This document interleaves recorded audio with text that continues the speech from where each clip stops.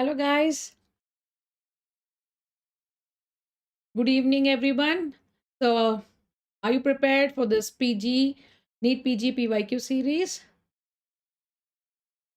So, I'm Dr. Alekhya, your orthopedics faculty at PW MedEd, and today we are going to discuss few important PYQ, that is very, very important previous year questions, and we are also going to deal some of the important topics too, which would be helpful for your upcoming NEET, right?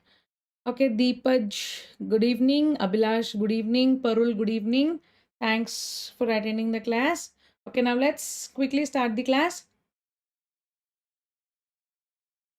So before that, I just want to make it clear that this is exclusively for the previous year questions, right? We'll mainly concentrate. So once you follow this series or once you finish completing this video, you will be thorough with at least 5 years PYQ questions. Okay, previous year, five years questions, you will be thorough. And if anything comes in the exam, you will be able to answer. Okay, hope that all these questions would repeat in the upcoming PG. So the first and very important question is this, and this is one of the most important and the favorite topic. So this is a hip uh, x-ray, as you can see, and it says that there is a 42-year-old patient who has come to the emergency department following an RTA, and this is the x-ray which has been given to you. So what is the diagnosis? This is a very, very straight and a very, very important question. I don't want any one of you to get confused between anterior and posterior. Yes, Prerna, is it anterior or posterior? So I am pretty sure that most of you would fall for option A, and that is posterior hip dislocation, right? So looking at the x-ray, if you think it is posterior hip and it has given as a first option, you would be wrong, and this is an anterior hip dislocation. Okay, is that clear? Okay, Parul, Javed, Nishtha, just recheck. So before jumping into any conclusion, so usually what happens, these things will appear very, very easy, and you keep revising important things and you feel that you know the answer. But what is the trick here? First thing is they have given only x-ray. They have not told you anything else. Nothing mentioned, no mention about any attitude or any clinical symptoms as well. They have given only the x-ray. And anytime if some of your answers is first option, just wait for a second, read other options, and then tick your first option, because they want to trick you. They put the incorrect answer as the first option, right? So here the answer is definitely anterior dislocation of the hip, and let us now solve why it is anterior dislocation. Yes, very good. I think Pankaj has given us a very, very important point. That is, he can see the lesser trochanter here. So usually what happens in posterior hip dislocation? So posterior hip dislocation, there is which type of attitude? It is flexion, adduction, and internal rotation. So whenever there is an internal rotation, you cannot identify the lesser trochanter. Here, this is the lesser trochanter. Okay, I'll just point it out like this. So this is the lesser trochanter. So whenever you see it, there is a very, highly visible lesser trochanter, like you can clearly see it on the x-ray. So you have to think that this position is external rotation. So external rotation means the limb is in flexion, abduction, and external rotation. So their answer is anterior hip dislocation. So we have even confirmed the answer, it has anterior dislocation, because based upon one important clue. Sometimes you might be confused whether this particular head is present posteriorly or anteriorly. This is a quite a bit confusing. But if they give you some clinical scenario, like the patient is presenting with Faber, or they give some vascular complications, this will again point out towards the anterior dislocation. If it is a posterior dislocation, what happens is they will say it is farther, and then they will talk about the nerve injury, that is your sciatic nerve injury, right? So these are the two important clues. So always you have to look for few important clues to confirm your answer, right? Is that clear, everybody with me? Any doubts? Very good, Pankaj. Very good, Abhijit. Yes. Yes, Kavya, good. So just remember this important attitude of the limb. I am pretty sure that most of you know. So this is a normal position, and now this position anterior dislocation is Faber. Very good. And then posterior dislocation is farther. And here what happens is head is seen. Yes, head is seen in posterior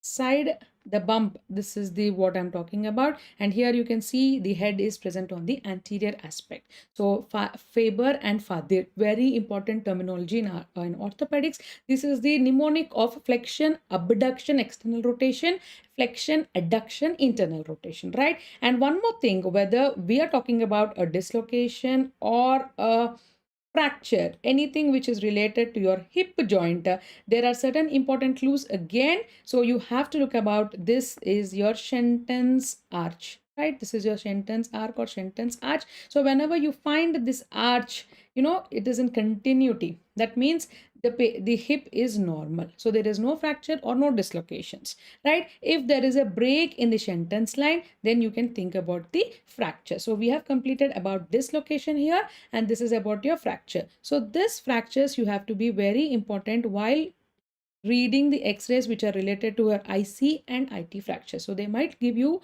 a picture of pelvis, and they might this is the same, the pelvis with both hips picture, and they might ask you whether there is a fracture present in it or not. So that particular question, most important thing what you have to look for is again your Shenton's arc. So this is called the Shenton's line or Shenton's arch, right? So one important clue in the x-ray is first position of the head, right? If you are getting confused, then look at the lesser trochanter. This is mainly for your dislocations. So for fractures, you will mainly look for your Shenton's arc, right? You will look for your Shenton's arc, right? Yes, I know. I'm like confident that you people know what is Shenton's arc, you know. Yes, Pankaj has again told us it is inferior border of superior arch and medial border of the femur. That means mainly the medial border of the femur should be intact, and it is usually in continuation with the superior border of the inferior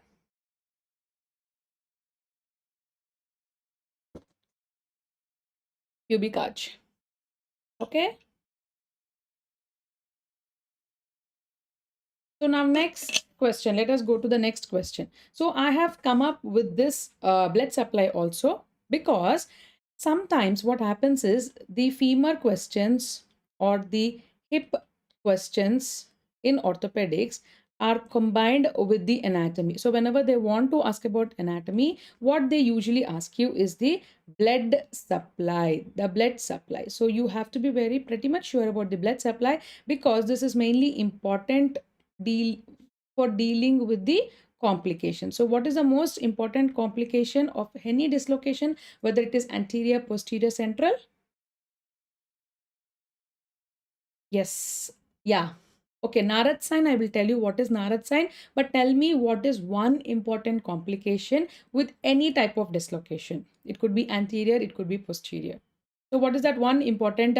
Yes, very good, Sivesh. It is avascular necrosis. So this is one important thing. Yes, very good, Kavya. So this is the one important thing where you have to deal with any hip. So even you're dealing with IC fracture, even you're dealing with dislocation, always counsel the patients, or always put in your mind that this might end up in avascular necrosis. So what is that avascular necrosis?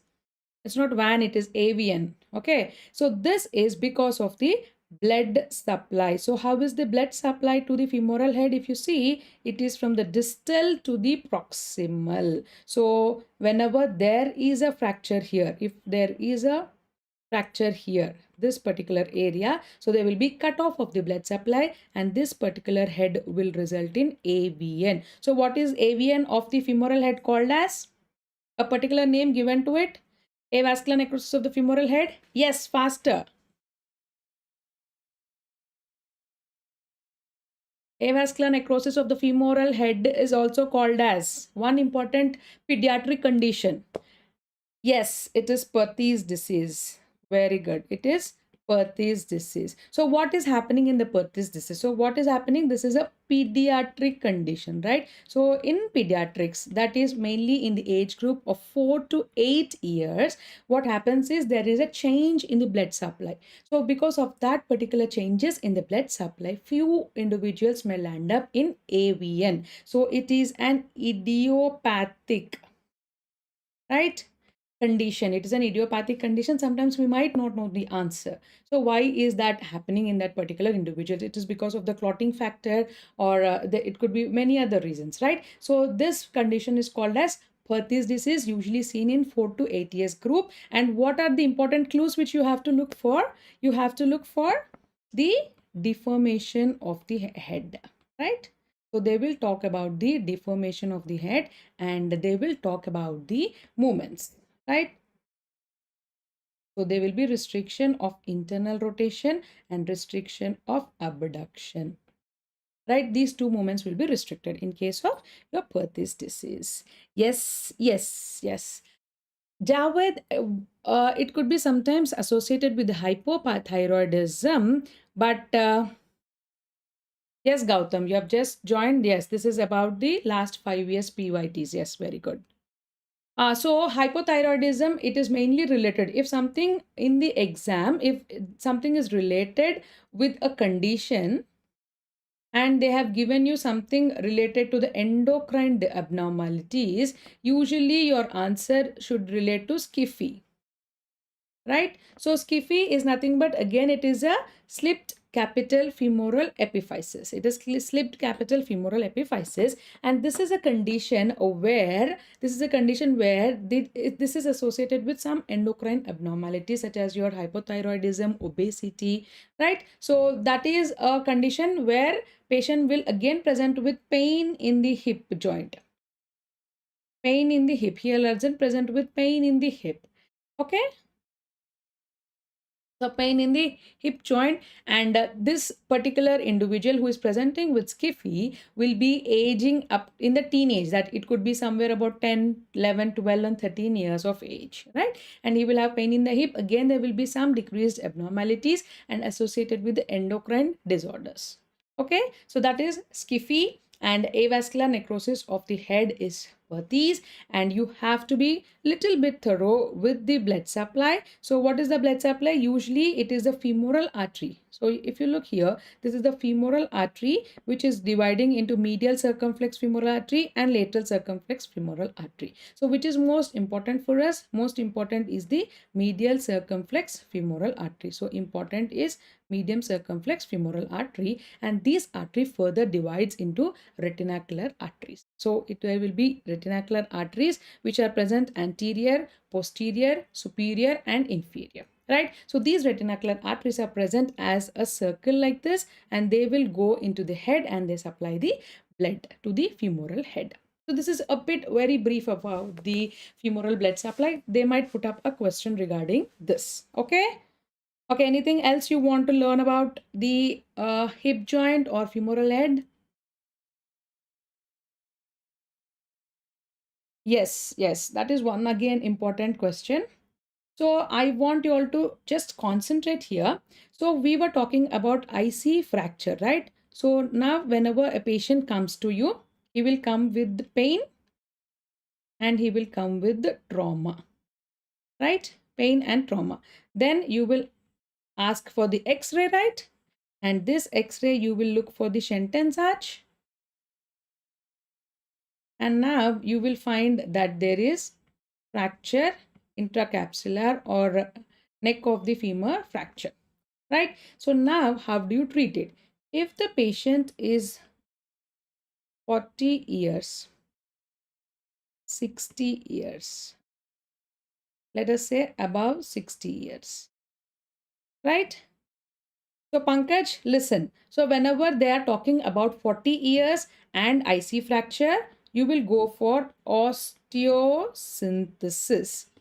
What do I mean by osteosynthesis? So here, so again, we are very much worried about the avascular necrosis, right? So we are very much worried about the avascular necrosis, but still we can give a trial for young patients. So this is young generation up to 40 to 45. Okay, 40 to 45. Please remember, young people, you can still conserve the head. So you're not going to remove the head. This is called osteosynthesis. That means you're trying to build the bridge between those head and the neck. Right. So what happens here? How do you do that? This is with the CC screws. So what do you mean by CC screws? Cannulated cancellous screws, right? These are cannulated cancellous screws. So now remember this as your head, and what you do, you put screws in it. So you can see the X-ray. Usually what happens is we put 3 screws. So we usually put 3 cannulated cancellous screws, and that too in the inverted triangle position. Inverted triangle position. So this is all for young people, and this is called osteosynthesis, and age 40 years. Now let us see for the age which is above 60 years. So here the risk of avian is inevitable. Okay, so that is why what we do is we remove the femoral head. So that is called as hemiarthroplasty. So what do you mean by hemiarthroplasty? What is arthroplasty? Ortho and plasty means replacing. Ortho is joint, plasty is replacing. So you're replacing the joint. But what is hemi? Half, right? So only femoral head is replaced. And how do we do that? We do that with the prosthesis. We do that with the prosthesis. Again, we have certain prostheses which you have to remember. Morse, Thompson's, which two are now outdated, and now we are shifting towards most important bipolar prosthesis. Right? Is this clear? So here the answer would always be a bipolar prosthesis for above 60 years. Now, based upon this 60 years, this is little bit of dicey because of the textbooks. Okay, because of the textbooks, you can still, yes, yeah, you can still either do osteosynthesis or do hemiarthroplasty. Both can be done based upon the patient. Okay, is that clear? And now, yes, one more thing has come up now.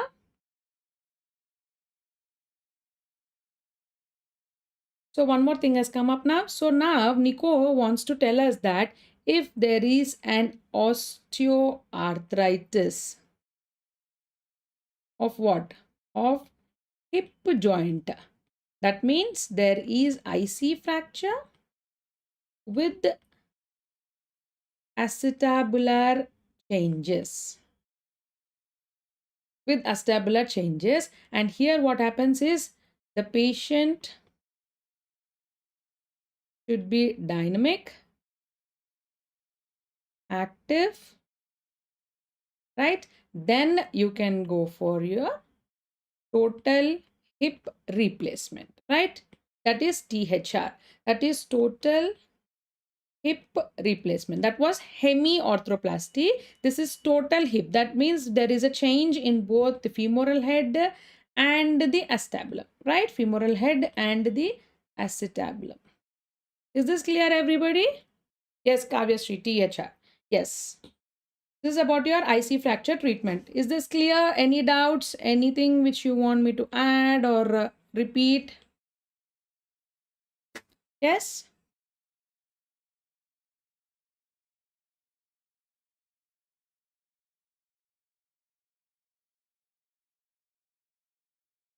Is it clear, Pankaj? So don't get confused. Be very clear. Be very clear. 60 years in India is usually considered as an older age. So in my practice, if a person who is 60 years comes to me with IC fracture, I will definitely go with hemiarthroplasty. But in the textbooks, it is usually given as osteosynthesis. That is a confusion. But remember, osteosynthesis is a procedure which is done for young people, usually 40 to 45, right? So that is about with the CC screws. And this is above 60 years. It is hemi or total. How do you decide whether it is hemi or total? If there is an acetabular changes, acetabulum is also damaged, then you go for total hip. That is complete hip replacement, because hip joint is made up of acetabulum and the femoral head. So only femoral head, it is hemi. Acetabulum along with it, it is called total hip replacement.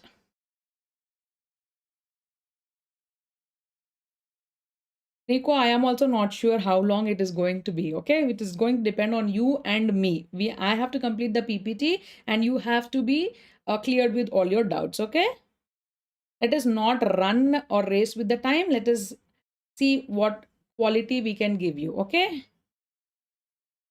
Okay, now, so this is another question. This was again asked in the NEET PG. So this is the same question which they have asked here. Why did I put this up is there is no X-ray here. This is not, the X-ray is not there. And what is the important thing you have to note it? Look here. So on examination, the affected limb. So this is the catch. The affected limb is flexed, adducted, and medially rotated with the shortening. Okay, so when they say flexion, adduction, and internal rotation or medial rotation is the same, plus there is a shortening. So here the answer would be yes, very good. It is posterior hip dislocation. This is posterior hip dislocation. Very, very good. And now tell me, what is the most important complication? Most important complication of posterior hip dislocation in particular. In particular of posterior hip dislocation, the most important complication would be the sciatic nerve injury. So how do patient present with the sciatic nerve injury? Yes? Yes, Sanvi, exactly. The sciatic nerve injury. How do patient present to us? Patient can't tell us that they ma'am have sciatic nerve injury. So what do you look for the patient with posterior hip dislocation? Where do you look? Where do you look for the sciatic nerve damage? Yes? Yes, Nico, where do you look? Pankaj, Kavya?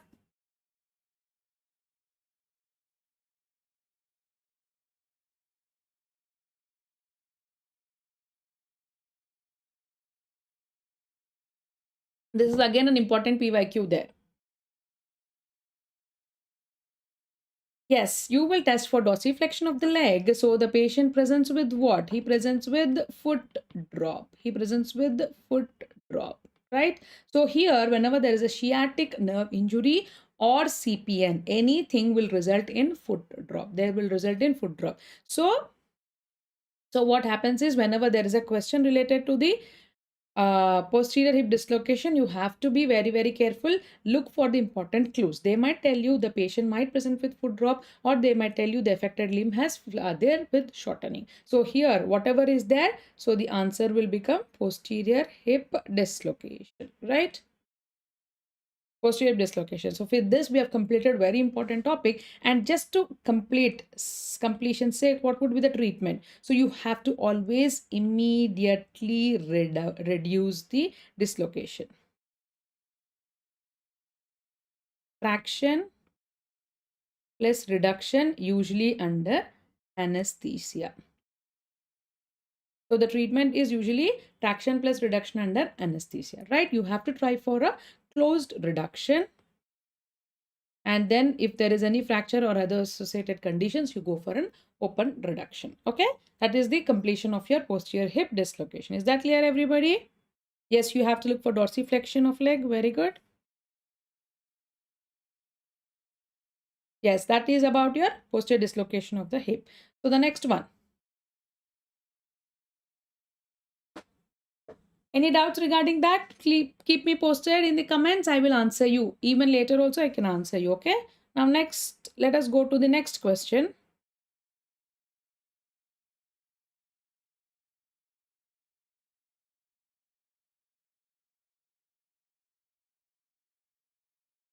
Nico, we have discussed that really in detail. External rotation of the femur, usually we will be presenting it with the anterior dislocation of the hip. Okay. Once we complete the class, you can go back and check there. Okay.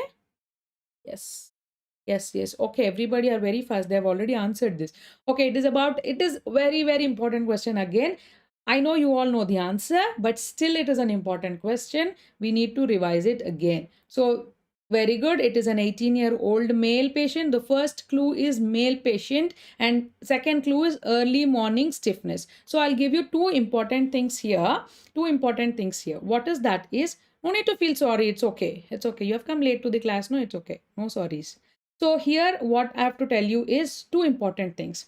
So, anytime any patient comes to the OPD, if it is a chronic case, like if you want to deal with the case, if it is a cold, nothing related to trauma, that means there is no fall or nothing, and you want to decide it between inflammatory and degenerative. So these two are very, very like the sisters, and you have to differentiate between these two and you will come to the diagnosis. Okay. So here what happens is whenever you want to talk about inflammatory conditions, you have to look for these clues. So the clue here is early morning stiffness, right? So whenever it is an inflammatory, it is early morning stiffness. Whenever it is degenerative, it is usually at the end of the day, at the end of the day. Why it is so? So inflammation. So whenever it is an inflammation, so most common inflammatory for us is your rheumatoid, right? So we are talking about rheumatoid, and here we are talking about your osteoarthritis, right? Osteoarthritis. That means degenerative condition. So what do you mean by degenerative condition? That means usage.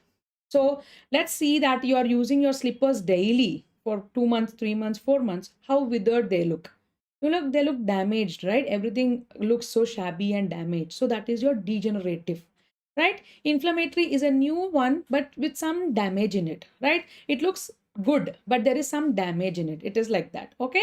So for inflammatory, what you have to look is it usually they will tell you in the question that the patient is having some early morning stiffness. Yes, Kavya, very good. You made it clear. Wear and tear, wear and tear. Okay. And degenerative is at the end of the day. So for example, just ask your grandmothers or your mothers if they are suffering with osteoarthritis. Go and ask them when you will have the pain. So they will always tell you that in the morning I feel so happy and everything, but at the end of the day or in the evening, my knees start aching, right? So that is classical thing they tell for the degeneration. Okay. For inflammation, what they'll tell you that as soon as I wake up, I see my joints swollen and they become very painful, and after 30 minutes of this movement, they do this movement because they see that swelling is there and they try to move, and then they become normal. So that is about the inflammatory. So this is one of the two important clues, right?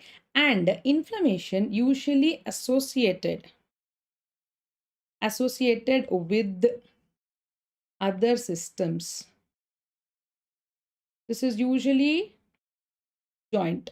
Usually it is local because we are using that particular joint, right? So that wear and tear is that particular joint. Now you read the question. So the first thing is young male. So young male is very much related to what? HLA-B27, right? This one thing should flash in your mind.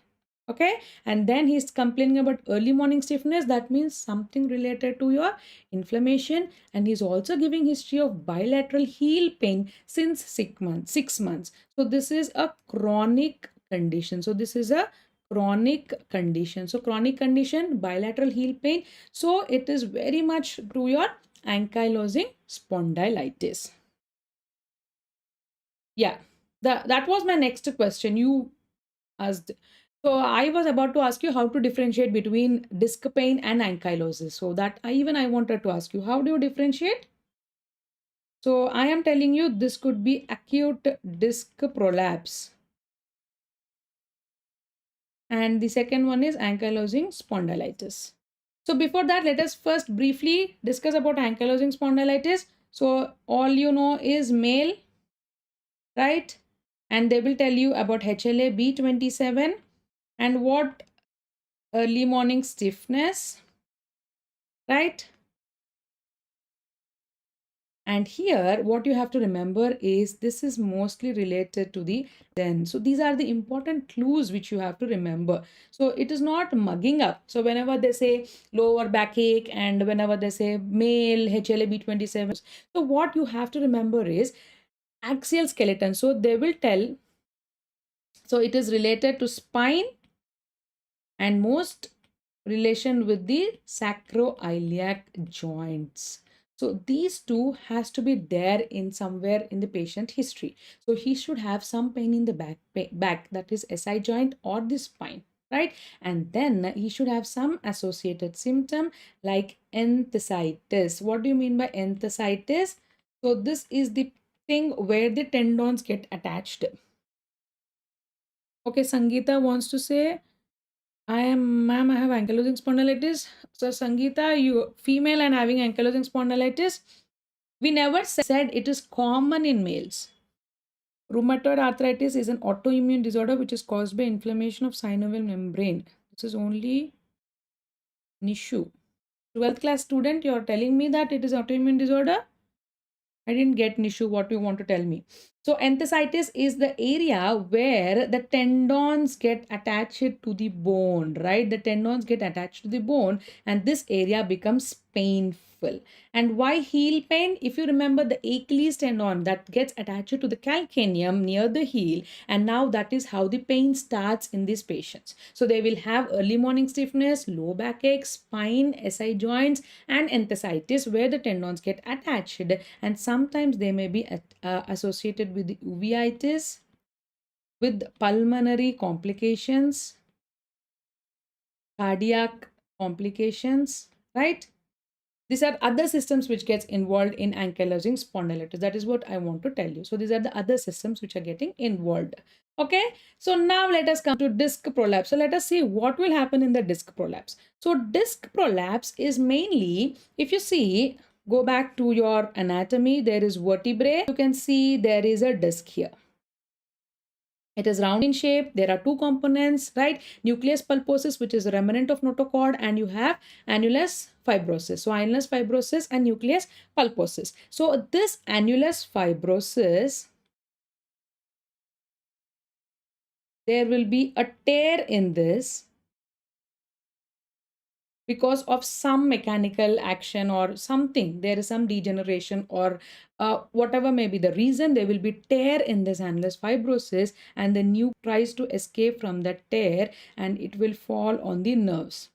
So this is what is called your, so this nucleus pulposus, and this is the annulus fibrosus, and there's a tear here and it will come, and here if you remember there is a nerve, right? So this impinges on the nerve. Okay, you can't see the nerve properly. So this is the nerve and this nucleus pulposus will irritate the nerve.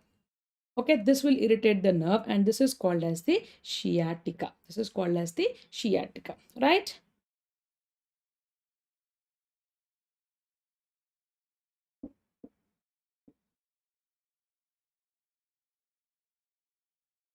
Okay, fine. Nishu, we will never mind. Your young minds are always welcomed. We will never mind. Please be at the end of the class. Ma'am, please clarify 5 terms. You mean the bamboo spine? Okay, you mean the spondylosis, lysis, itis like that? Javed, be clear with your doubt. Sangeeta, don't worry. Everybody has their own set of problems. So just take proper medications and you will be all right, okay? If you don't have ankylosing spondylitis, we will have something else. Okay, so nothing to worry. Everybody are sailing along with you. Yes, Utkarsh Singh, yes, radiating pain due to nerve compression. Very good. So that is acute disc prolapse. So now what I want you to tell is how to differentiate, right? How right here what happens is in acute and chronic. So here they come with severe.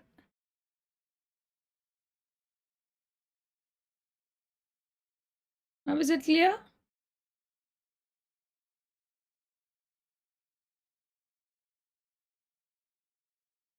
Is it clear now? Can you hear?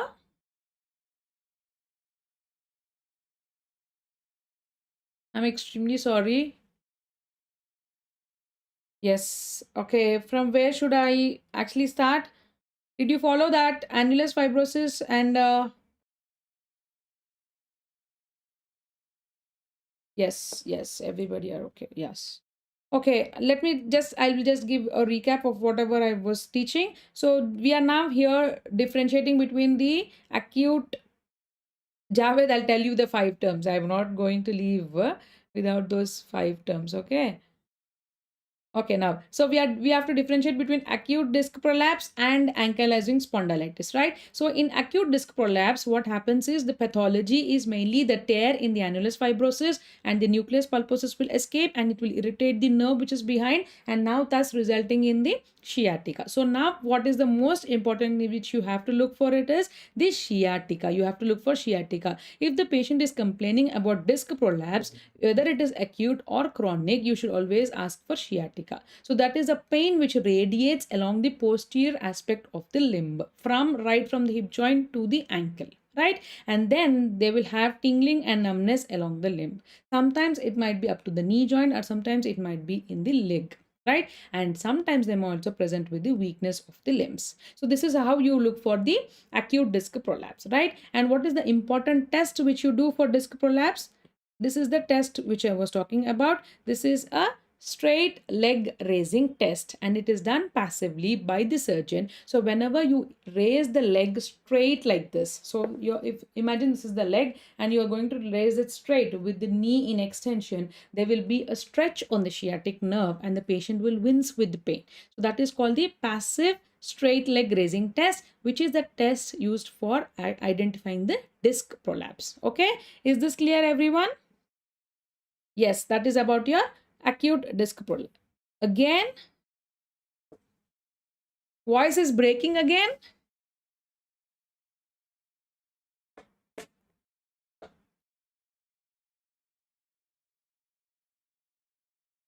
Only for Rahman or everybody else?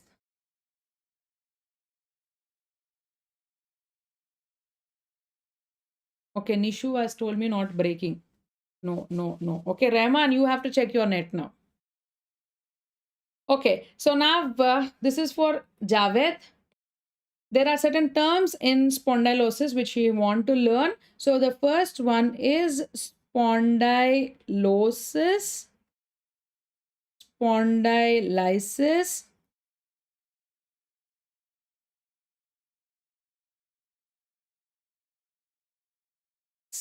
spondylolitis, spondylolisthesis. It's okay.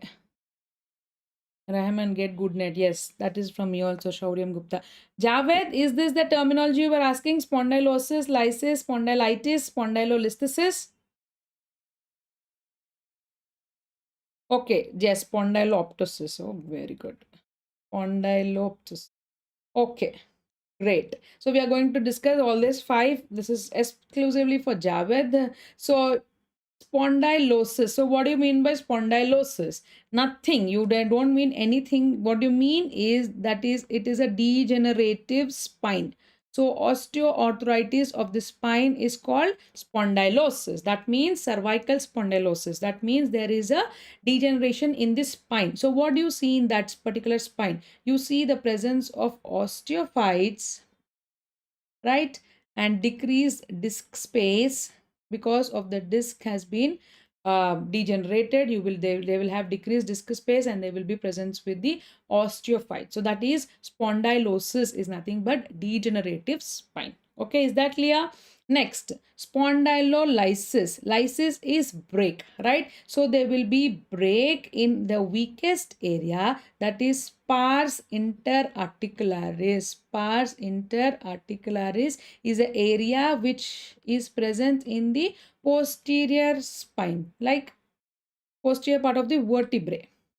Okay, posterior aspect of the vertebrae. So this is supposed to be the weakest area, and this is supposed to be the connection between your body and the posterior element. So if you see this vertebrae, so just imagine I am talking about this vertebrae. Okay, this is the vertebrae. So this is the posterior aspect, right? So we have pedicles, and here there is a connection which is called as the pars interarticularis. So whenever there is a break in this pars interarticularis, this is called as spondylolysis. Spondylolysis. Okay, and what is spondylitis? Itis is nothing but it is inflammation. Ankylosing spondylitis, right? So it is inflammation of spine. Okay, itis is inflammation of spine. And next, what is spondylolisthesis? So spondylolisthesis is again terminology which is nothing but, what is spondylolisthesis? Where there will be forward protrusion of upper vertebrae in respect to lower vertebrae, right? So what happens is, if this is the spine, so now this is the forward protrusion. So this is the forward protrusion, right? So this is spondylolisthesis. So why the spondylolisthesis is happening? This is because there is a lysis.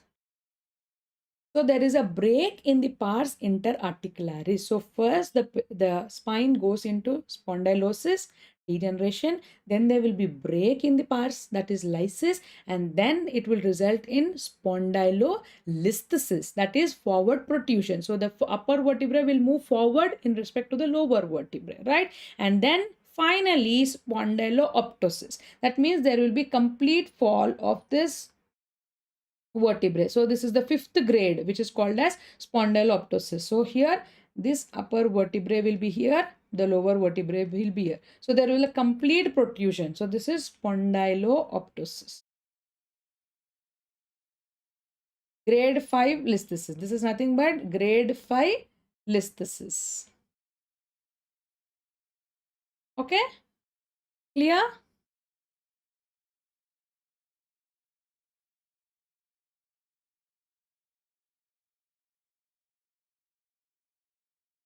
Yes, ma'am. Okay. Nishu, we say osteoporosis is spondylolisthesis, right?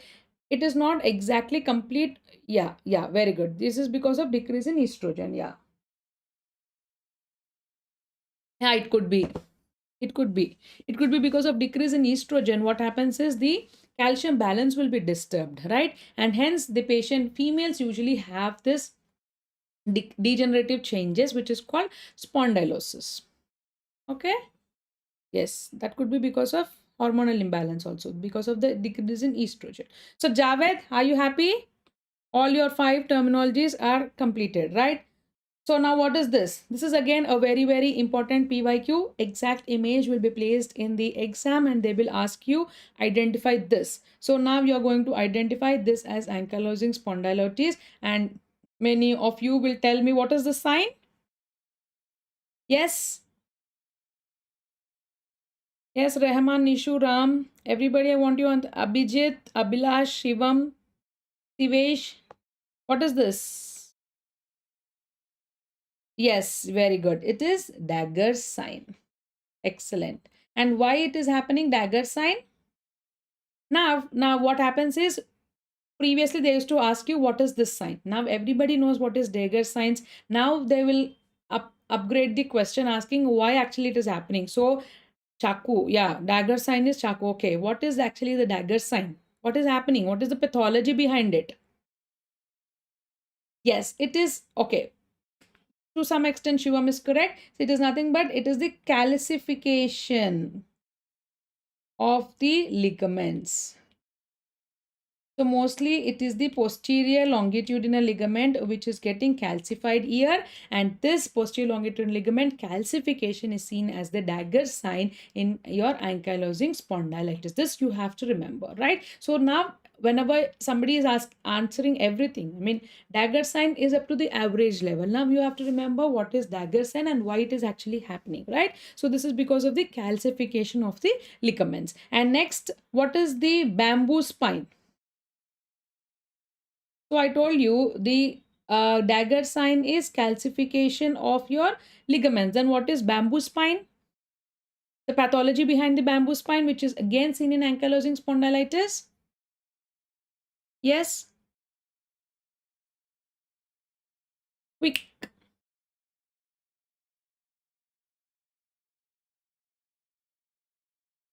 Abhilash? No.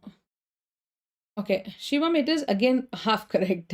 So what happens is there will be So I told you that degeneration is osteophyte. So whenever somebody is talking about degeneration, yes, it is fusion of the vertebrae. Why they are fusing? Because of the syndesmophytes. These are the syndesmophytes. So what are syndesmophytes? There are nothing but osteophytes in spine. So osteophytes in spine are called as syndesmophytes, and these syndesmophytes are present in a large level. I mean, like they are completely there are a lot of syndesmophytes which are present, and all this fuse resulting in one spine without movement, which is called as your bamboo spine. That is a chronic inflammation. Because of chronic inflammation, there will be syndesmophytes, and these syndesmophytes are nothing but, if this is your vertebrae, and here will be your syndesmophytes like this.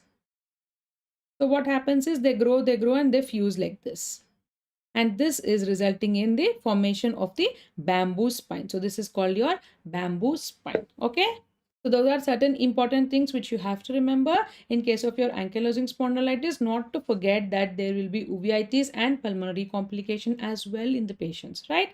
And so these are the important things. They will see that there will be haziness in ankylosing spondylitis, and then there will be syndesmophytes. Very good. Very good.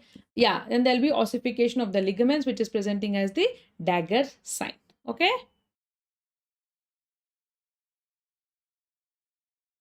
Okay, that is about the ankylosing spondylitis. Now, quickly answer this. Now here, this I just wanted to tell you again. That was bilateral heel pain, right? And now here they are given you complaints of backache, morning stiffness, and redness of the eye. So what is the redness of the eye? Why it is mainly the redness of the eye? It is nothing but the uveitis, right? So again, the answer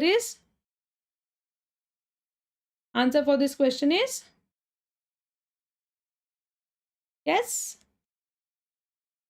ankylosing spondylitis. Yes, it is because of the anterior uveitis, and the answer is again ankylosing spondylitis. So that is what you have to look for, some important clue in the exam. So this here, the clue was bilateral heel pain, right? So there was a bilateral heel pain for 6 months, and this here it is the redness of the eye.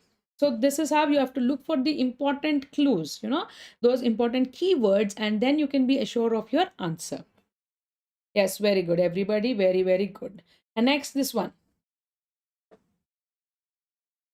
A 5-year-old child was brought to the pediatrician with bilateral knee joint pain. And what is the most important diagnosis here? And not the key word again you have to look for is the mineral density is normal. So they have already solved your problem. Everything is completely solved. That is, the bone mineral density is normal. So once you see that the mineral density is normal, without a doubt you have to go for the answer as scurvy. You have to go for answer as scurvy. So usually they will give you x-rays, and they want to differentiate between rickets and scurvy. So here, even without looking at the x-ray, you can still answer as scurvy because of the important point here, that is the bone mineral density is normal, right?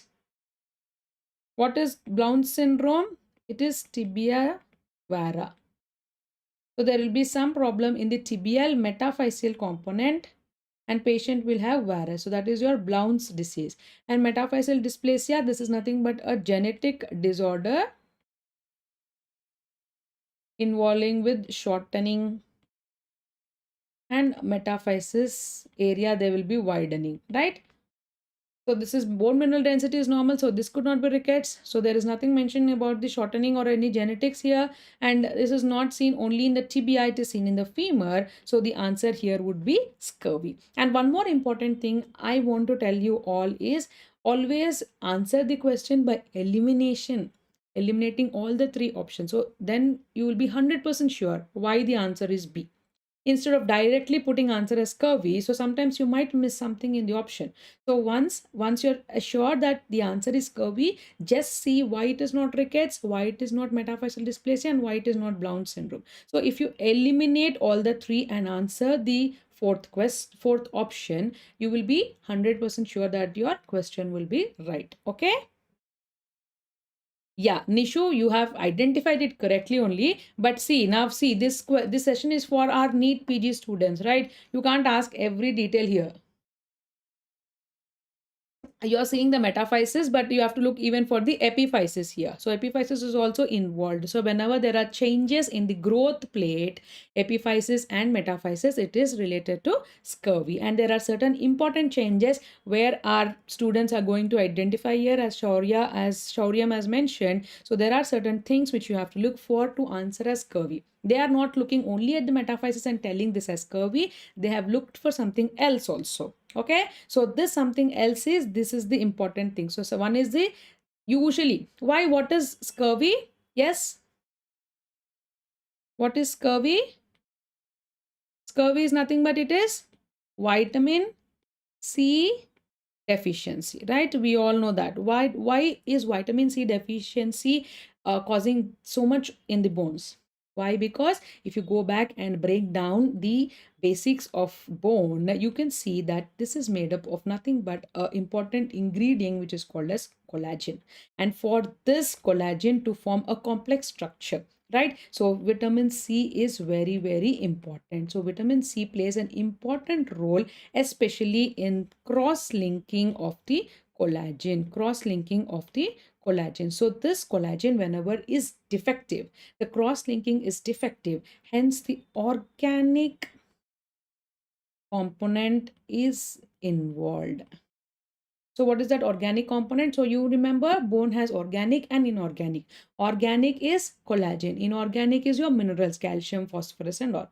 So in rickets, it is the inorganic component which is deficient. That is your vitamin, because of the vitamin D, the calcium and sometimes the phosphorus. But in scurvy, it is the collagen which is deficient. That is because of vitamin C. Vitamin C plays an important role in cross-linking of the collagen. So because of that, you will find all these features along with bleeding gums. So this you have to remember, bleeding gums, right?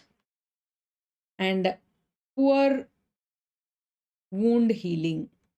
So these are again because systemic symptoms, right? Systemic, poor wound healing, bleeding gums, you see in the kids, and again with the deformities. And on the x-ray you find all these things. So what are all those things? Because there is a bleeding, there are subperiosteal hemorrhage. So nothing to by heart, nothing to remember, everything is connected. You have to just connect the dots. So go back to the pathology. Why is scurvy actually happening? So there is a problem in the collagen. So because of that, the organic component of the bone is not proper. So the bone is not strong as it should be. So that is why there will be subperiosteal hemorrhages, because vitamin C is related to it. And then you will see everything in a white color because calcium and phosphorus is present normally. So you see a white band which is called Trummer-filled zone, and this is the provisional zone of calcification which is called as a white line of Frankel. So there will be a lot of calcification because calcium and phosphorus are normal. So this dense calcification is called as white line of Frankel, and then you will find a gray zone which is called as the scorbutic zone. And again the epiphysis also you will find a white line which is surrounding it, again because of calcification around the epiphysis, which is called as the Wimberger's sign, right? It is called the Wimberger's ring or Wimberger's sign. And then this extensions of this Frankel is called as the Pelken's spur. So these are all the names which has given to that calcifications, right? Clear? So these are the important things which you have to remember. So just remember, whenever we are talking about this scurvy, that means vitamin C is deficient, calcium is normal. So if calcium is normal, you can see something in the white. So what is that white? So that white one is called white line of Frankel. And whenever there is an absence of the collagen, there is a band which is present, which is called as scorbutic zone. And then this white line of Frankel extensions is called the Pelken spur. And around the epiphysis also there is a changes which is seen as the ring epiphysis because of the calcification again which is present around the epiphysis, right? So that is how you have to remember. And in the rickets, if you go back, the pathology in the rickets is mainly there is demineralization, right? So there will be absence of minerals such as calcium and phosphorus. Okay, so there's a deficiency of calcium and phosphorus, hence you find cupping, fraying, right? You see cupping, fraying, right, in the metaphysis. So this is also seen in the growth plate, that is the metaphysis. You see cupping in the metaphysis. So this is something like the cup-like structure here.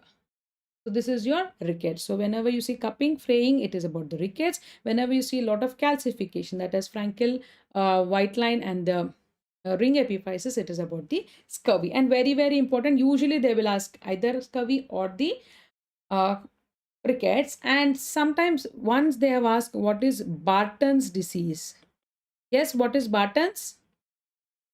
Everyone?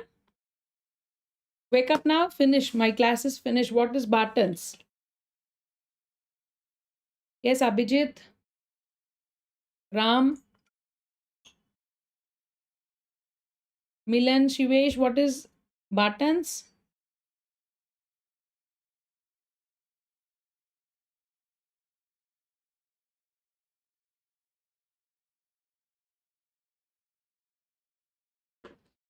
Hartik, no, not spinal TB. Spinal TB is called POTS.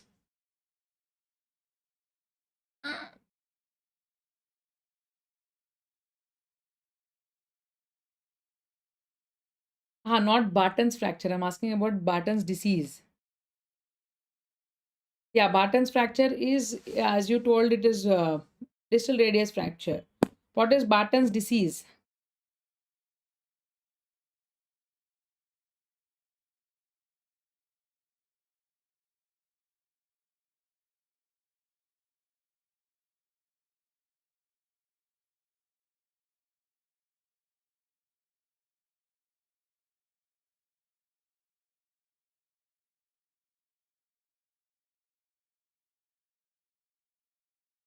Yes.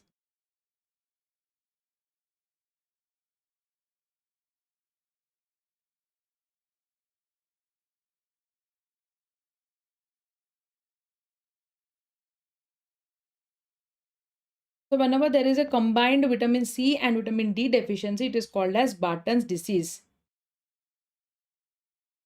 Okay. Barton's fracture is different. Okay. Barton's fracture is a wrist fracture. Volar displacement of the wrist fracture is called a Barton's fracture.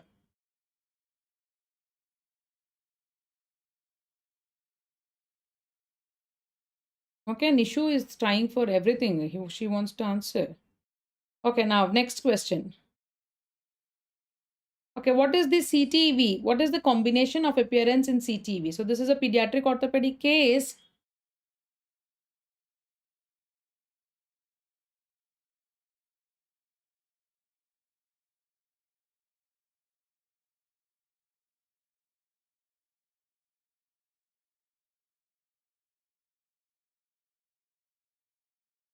So let's deal with the pediatrics. We have already learned the Perthes and the Skiffy. We are left with most important thing. This is your what?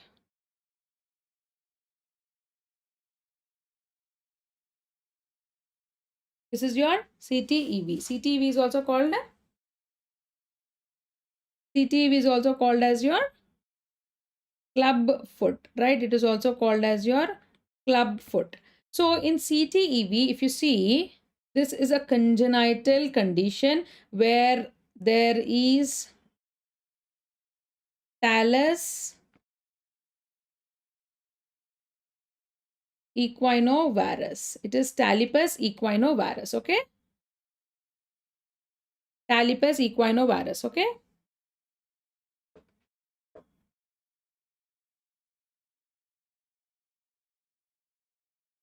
Oh, is it Barlow's?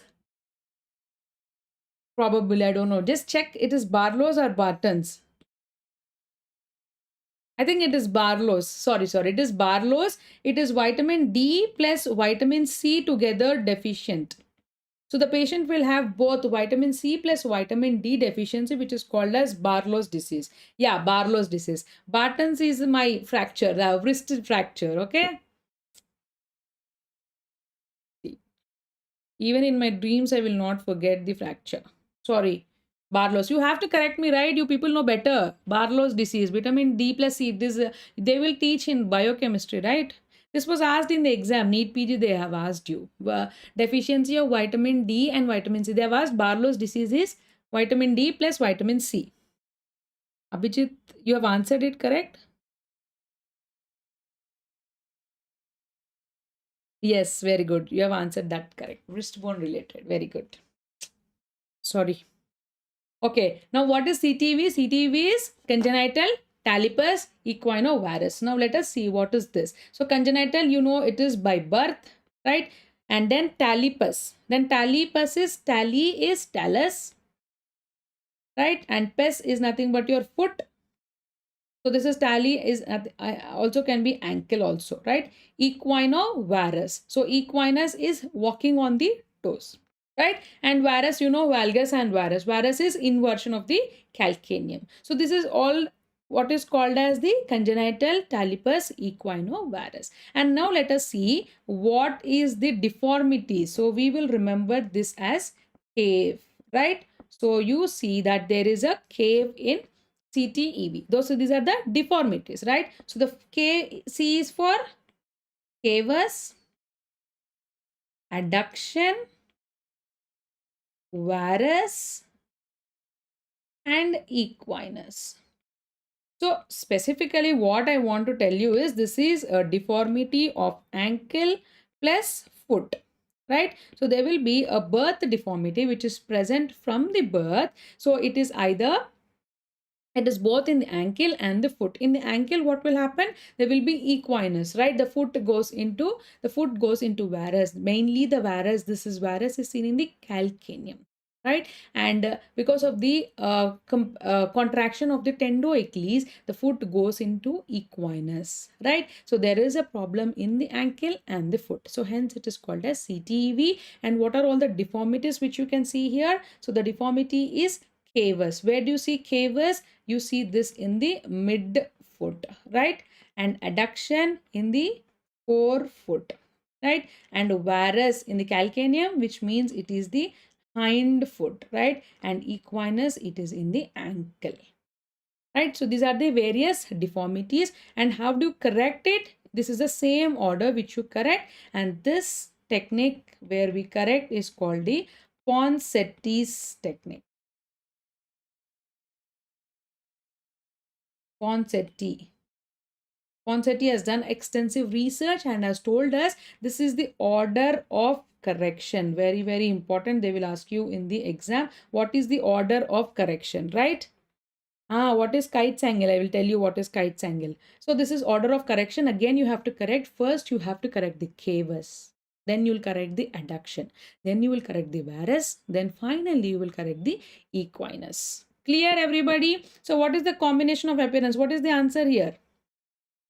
So cavus, D you will eliminate. So now let us do this with elimination. So planus we are eliminating, right? And then equinus, eversion will not be there, no? So I am eliminating the C also. Again eversion I am eliminating. So the answer is B.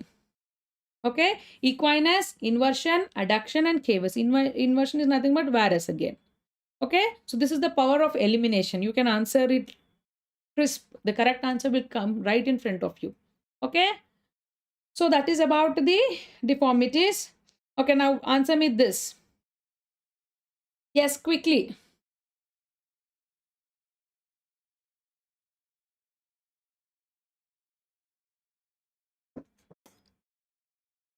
You visit a newborn your house and notice that the baby has CTV. So newborn is born, so your neighbors you will go to their house, somebody is your cousin's house, and then they will tell you that, you know, we have a newborn and they have told you that this baby is having this particular deformity. As soon as you see the deformity, you will tell that is CTV. They will feel very proud that you are studying really well in the medical school. And then they will ask you, what should we do? So now here comes the actual trick to impress them more. Okay. So once you identify the deformity, because this is a clinical deformity, no x-rays or nothing is needed, just to see and tell that is CTV, right? And now what you have to tell them, you have to tell them that this is a deformity of the ankle and the foot, because we know the definition, right? And you have to tell them that there are multiple deformities here. So what are those deformities? CAVE. So you will tell them that there are 4 deformities which we have to correct, and it will take up to 6 weeks for correction. And how do you correct them? You correct them with the cast. So this is called the casing. So weekly we do a casing. Every week we change the casing. So this is weekly casing we do, and in each week we correct one deformity in the order. So first week we'll correct cavus. If the cavus is corrected, then we will correct the adduction. Once the adduction is corrected, we will correct the varus, and finally we will correct the equinus. So they will be very, very happy that you have told them so much.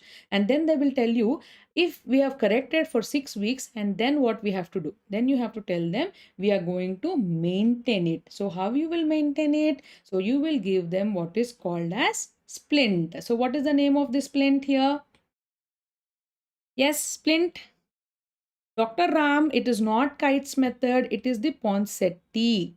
Okay, don't use Kite's method, we use Ponseti method. Kite's method has been obsolete now because Kite has done a mistake where he has corrected adduction first instead of varus, then he has corrected equinus, right? So Kite we are not using.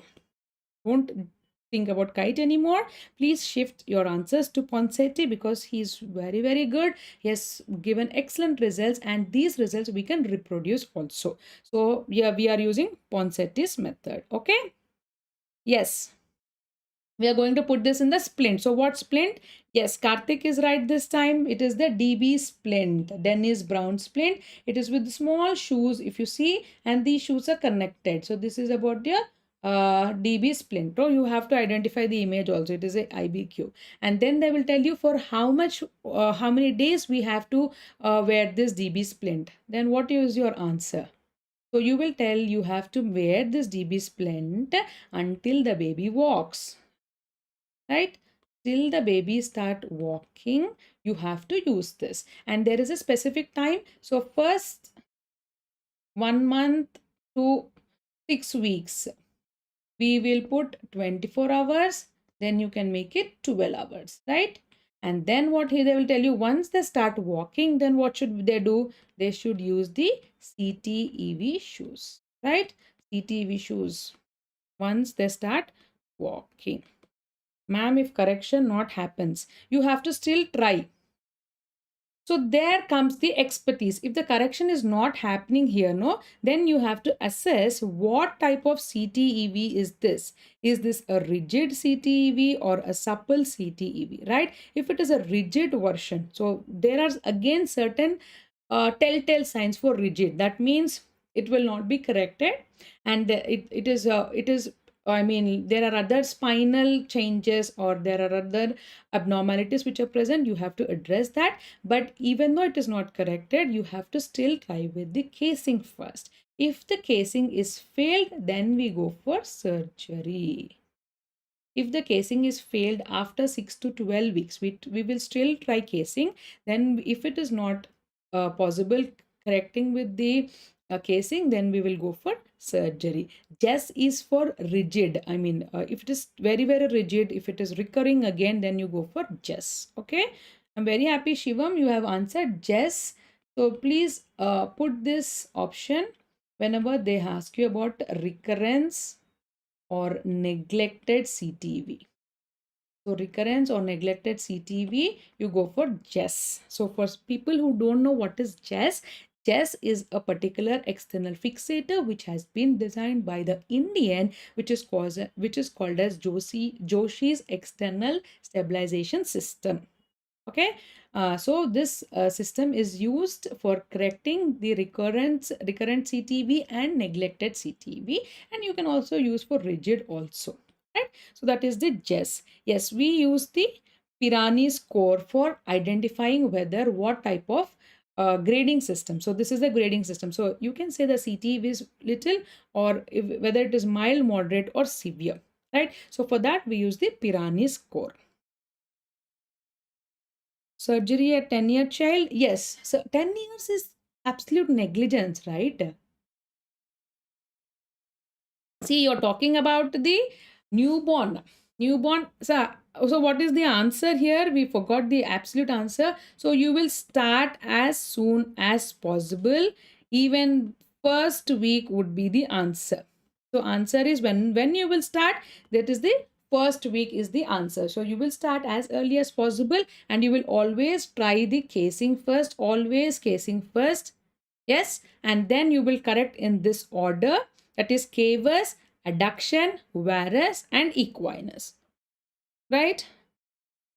Now you people keep telling all the names of the surgery, right? I will tell you, wait, give me some time. I know you people know everything, but let me also give little chance to explain, no? Again, they won't give me my money. Okay, so here what happens is, yeah, difficult is equinus. It is not difficult. It cannot be corrected with casing. So equinus, what we'll do, once the CAV is corrected, for equinus, we just use a small blade and we will give a nick in the tendo-Achilles. So once we give the nick, it will come into dorsiflexion. So that is not actually very, very difficult, but that requires a small surgical procedure. That is for equinus. For correcting equinus, you require a small surgical procedure which is done in OPD itself. We just give a small nick in the tendo-Achilles. That's it. Okay. And wait. MP28, teach the sequence. So sequence, please remember, it is always casing. Casing first. Okay. This will go up some 6 to 8 weeks. Right. If everything is perfect, then you will put the DB splint, right? And if the patient starts walking, you will use the CTEV shoes. So again, two important PYQs. So one, you have to identify DB splint. The second is CTEV shoes, right? Done. And now there are certain procedures which you have to do if nothing is going correctly. Not able to correct with the casing, then there are certain procedures which you can do. The first one is posterior medial soft tissue release, PMSTR. Posterior medial soft tissue release, right? So that is your PMSTR. Again, nothing to by heart here. So just remember, this is your foot, and now this has gone into inversion and it has gone into equinus. Why it has gone into inversion and equinus? Because the structures which are present on the medial side and the posterior side are contracted. What are the structures which are present on the medial side and posterior side? So posterior, it is usually your what? Tendo-Achilles and all those, and the medial side is your all your flexors, right? So these two will get contracted, and then what will happen is this will go into inversion. So medial and the posterior, whenever they go into contraction, it will go into like this. It will go into equinus and inversion. So for that, what you do? You do this release on the medial side and the posterior side. So then it is called as posterior side, medial side, soft tissue release. Fine. Is this clear? Is this clear till here? Wait, I'll tell you everything. Don't worry. Just listen. Then you ask the questions, right? Yeah, CTV shoes. Yeah, inner side you have to raise the foot. So PMSTR, that is your posterior medial soft tissue release. So soon after casing, if you're not satisfied with the result, you go with the posterior medial soft tissue release. Now still you're not satisfied. Then what you do? You have to go for medial side lengthening or lateral side shortening procedures, right? So just remember, this is your foot. Now it has gone like this. So cavus, remember cavus. That means it is like this, right? So what is happening here? The medial side, what is happening is there is a shortening, and the lateral side, there is a lengthening. Wait.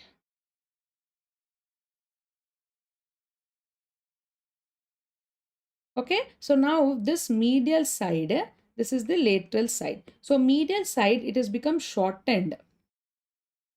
So what you do, you have to lengthen the medial side, and lateral side you will shorten, right? So for that, yes, you will use all those procedures, your Dwyer's procedure. And so for that, what we do is we will remove the lateral side bones. What are the lateral side bones? The cuboid and the calcaneum, right? And here we do the wedging. So just to increase the bones, this is at the navicular, right? Medial side, you have the navicular. So we will do wedging procedures on the navicular side. Okay, wedge resection on the lateral side. So whatever you want to resect, you will resect everything on the lateral side, because lateral side you want to shorten and medial side you want to lengthen, right? So there are certain procedures which are medial side lengthening and lateral side shortening. Now you can go and read in the book what are all the procedures which are present, right? And then finally, if nothing is not working and if the patient is in the teenage, that is in 13 years of age, there is an important procedure which is called as the triple arthrodesis. Triple arthrodesis. Right? And what are the three important joints where we fuse here? So the first one is talocalcaneum, calcaneocuboid, and talonavicular. So this is also very, very important PYQ, and they will ask you which of the following is not involved in triple arthrodesis. So what are involved? Talocalcaneum. This is nothing but your ankle joint, right? And the next one is calcaneocuboid. So if you remember, this is the foot. So the bigger one is calcaneum. Here you have the cuboid. Here you have the navicular. And you see the talus is above this like this, right? So here you will fuse first talus and the calcaneum. Then you will fuse talus and the navicular. And here you fuse calcaneum and cuboid. So these are the three joints which we fuse in the triple arthrodesis. Okay. So this is the procedure. And now they have come up with the GES. So here now they have come up with the GES. So GES is, again I told you, Joshi's external stabilization system, where instead of triple arthrodesis you can still use the external fixator and gradual correction. So here also again the gradual correction is lengthening on the medial side and shortening on the lateral side. Okay, is this clear? Cuboid on the lateral side, navicular and the medial side.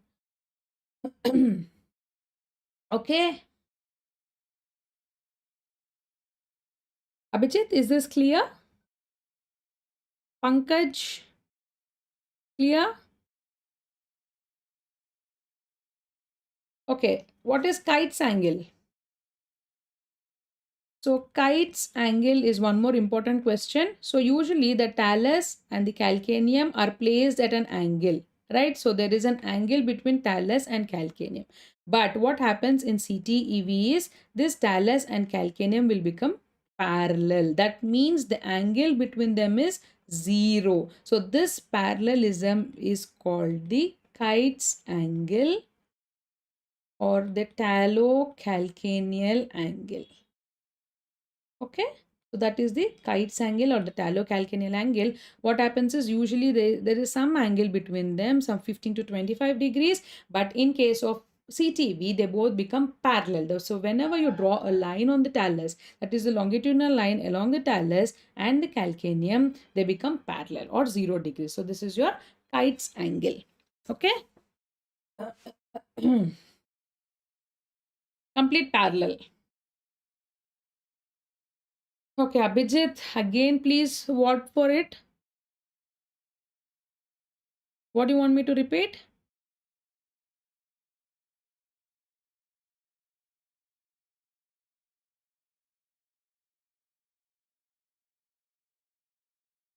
Abhijit, can you be clear? What do you want me to repeat?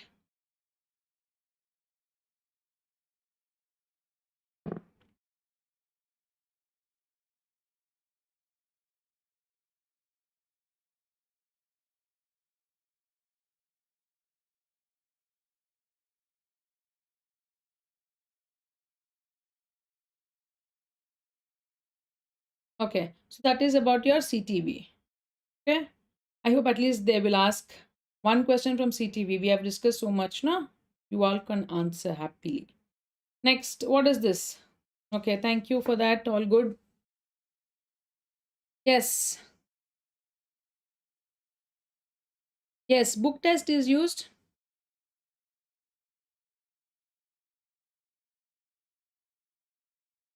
Yeah, triple orthodosis, isn't it subtalar? What is subtalar? Which joint is subtalar? Between talus and calcaneum, no? And subtalar is talonavicular and calcaneocuboid.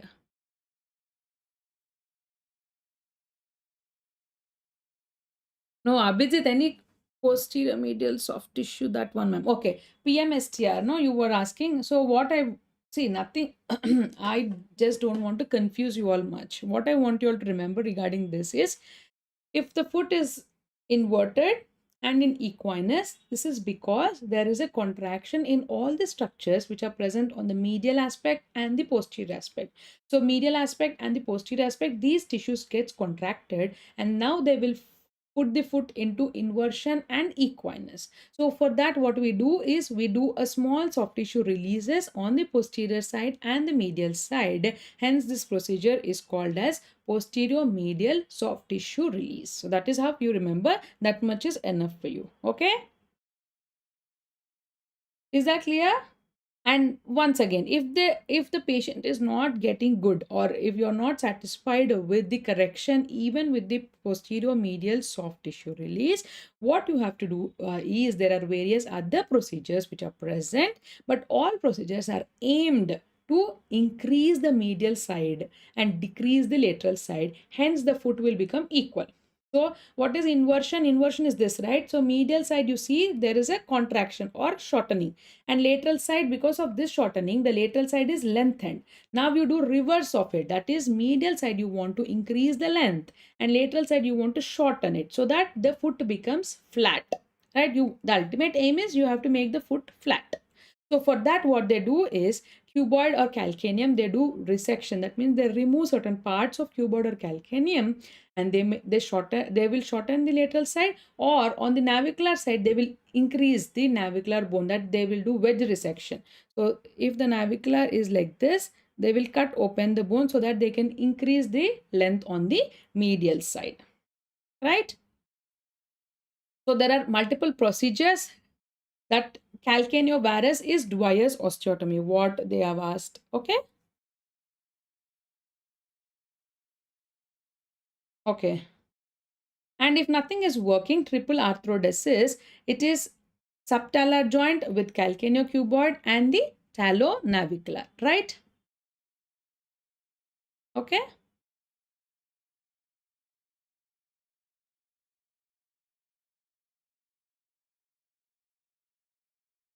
So ankle joint, here we are not touching the ankle joint in triple arthrodesis. You remember that ankle joint is between tibia and talus. We are not doing tibiotalar here. Here we are doing talocalcaneum, that is again subtalar joint. Okay. And then talonavicular and calcaneocuboid. Is this clear for people for triple arthrodesis? Air, is this clear? Okay, then.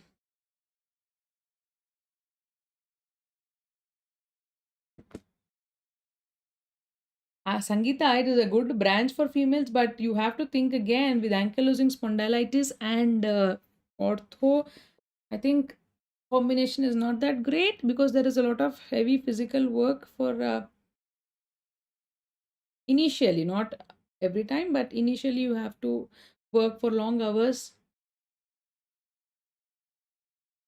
Okay. Now, yes, everybody has gone back to the next question. Book test is used to assess the function of adductor pollicis. So whenever you see this adductor pollicis, please be careful in the exam. Don't jump into the option because they will put some twists, because this is one of the most special thing. You have to read the question and then answer it properly. So what is the answer here? Book test is used to assess the function of adductor pollicis. Which of the following nerves supply this muscle?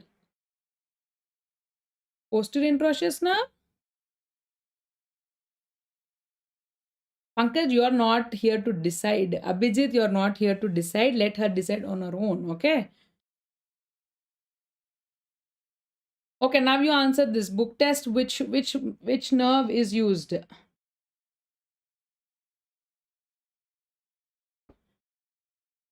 Yes, very good. Adductor pollicis is supplied by your ulnar nerve. Abductor pollicis is supplied by your ulnar nerve. Yeah, flexor pollicis longus is used to hold the book. And what is that sign called? Answer is ulnar nerve. What is that sign called?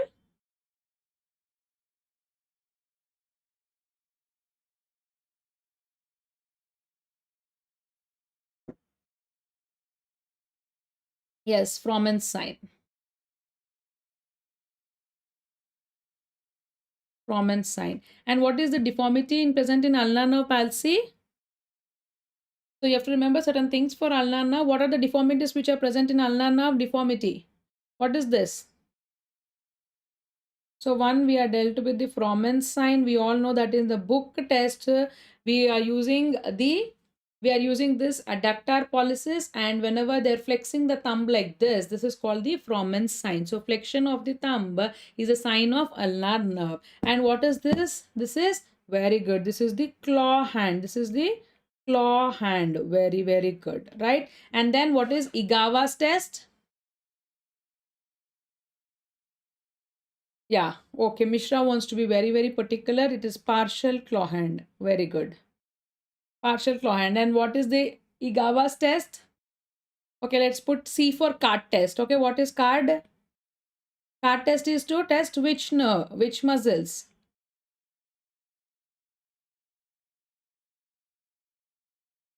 Yes, pad and dab, right? Adduction, palmar interossei. And Igawa is dab. Dorsal interossei. So mainly card test is for your adduction, testing the adduction, right? So the palmar interossei, and Igawa's test is for your abduction, that is your dorsal interossei. Yes, dorsal interossei. Igawa, remember, Igawa is for abduction, and card test is for your adduction. They might ask you this particular question because it has been asked for a longer duration, that which muscle and all. Now they will ask you which muscle is being tested in the card test. So please remember, it is pad and dab. Pad is for adduction. So we are putting card in between and we are holding the card like this. So you are putting the fingers together, which is adduction. And Igawa is movement of the finger, right? So it is abduction. Okay? Okay, that is about your ulnar nerve, right? So these are certain important things which you can just revise while going. We usually play rock, paper and scissors, right? It is like this. So they have given certain piece out for ulnar nerve. OK is for your anterior interosseous nerve, right? This, remember, OK sign is for your anterior interosseous nerve. This anterior interosseous nerve is a branch of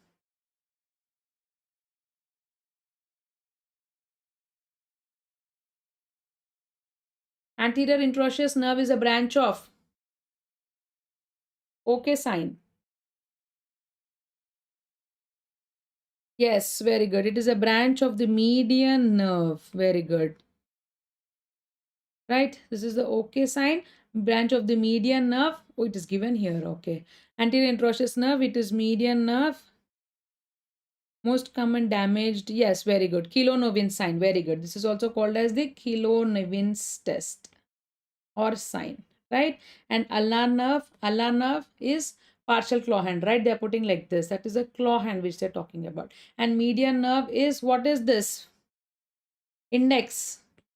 Pointing index. Pointing index is seen in? Yes, spin is a branch of radial nerve. Very good, Pankaj. Pointing index again is seen in which? Yes, median nerve. Pointing index is median nerve. This is very, very important, guys. All the three nerves you have to remember. So particularly there are three important nerves, okay? One is the median nerve. Next is your ulnar nerve. Ulnar nerve we have already dealt here, right? This is the ulnar nerve. And median nerve is this. One is your pointing index. The second one is your Ōsner-Sclabb's deformity. Okay.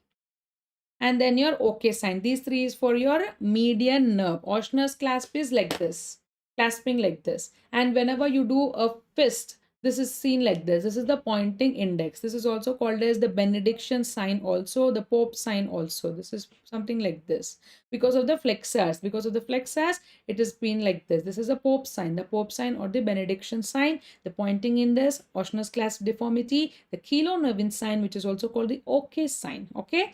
And there are no tests for radial nerve, but the radial nerve, how do you test it? This is the thumbs up for your radial nerve. So extension is for your radial nerve. So all the extensors are supplied by the radial nerve. So you have to wrist extend, and the finger extension is the thumbs up for the radial nerve. Okay, done. And this, I think you know the sensations which you have to remember. So the sensation is first dorsal web space. This particular area is specific for your radial nerve. So this is the radial nerve, and the index finger, autonomous zone for the index finger is the median nerve, and the autonomous zone for the little finger, tip of the little finger is ulnar nerve, tip of the index finger is median nerve, and the first dorsal space is for the radial nerve. These are the autonomous zones, and you know the 3.5 rule, right? The 3.5 fingers is by your median nerve, and this 1.5 is by your ulnar nerve. Okay. Sensations, they will tell you about the sensations. The green color part which is there here is by ulnar nerve, and the pink color is by the median nerve. Just the part of the web space is by your radial nerve. Okay, everything clear? Yes. Okay, that completes the nerves on their tests, various important tests which we have revised. What is this?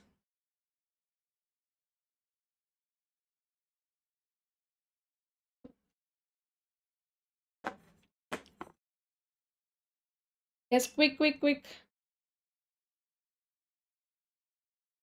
is already 7:43. Nico has left. Okay.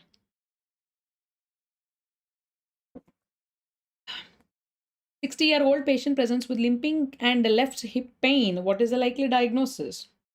Very good. Everybody have answered it really right. But why it is not tuberculosis? Why it is not rheumatoid? Why it is not septic arthritis?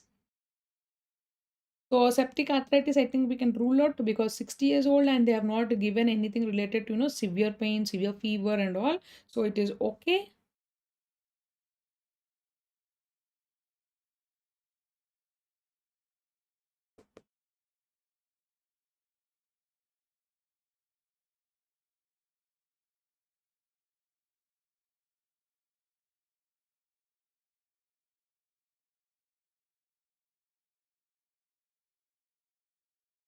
Yes, no fever, no this thing. Yes, it is septic arthritis. Then and 60-year-old again rheumatoid. Rheumatoid is usually seen in the young patients, right? Usually it is seen in the young patients. Okay, then we can still be sure not rheumatoid. It is not tuberculosis because this is even chronic infection, and even it is low grade fever. It is seen in the old age also. But what is important here is we are seeing a particular important feature in the x-ray which is called as a subchondral cyst. This is called as a subchondral cyst. So these subchondral cysts are very specific for degenerative arthritis and avascular necrosis, right? And this is also called as the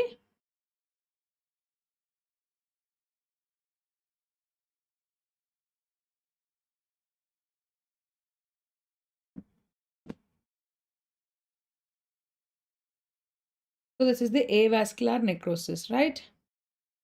Yeah.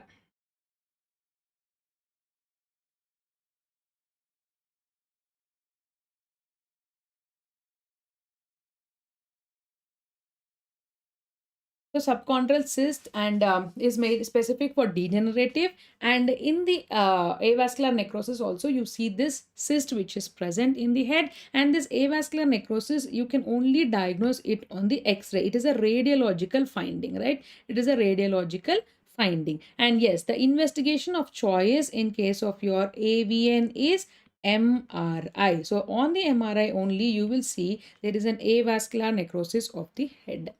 Okay, this is what you can see. This is the MRI,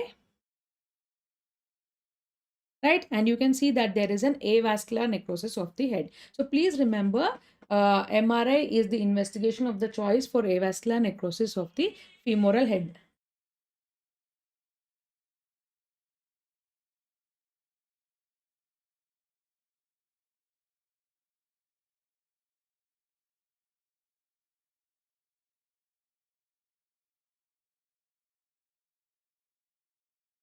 Okay.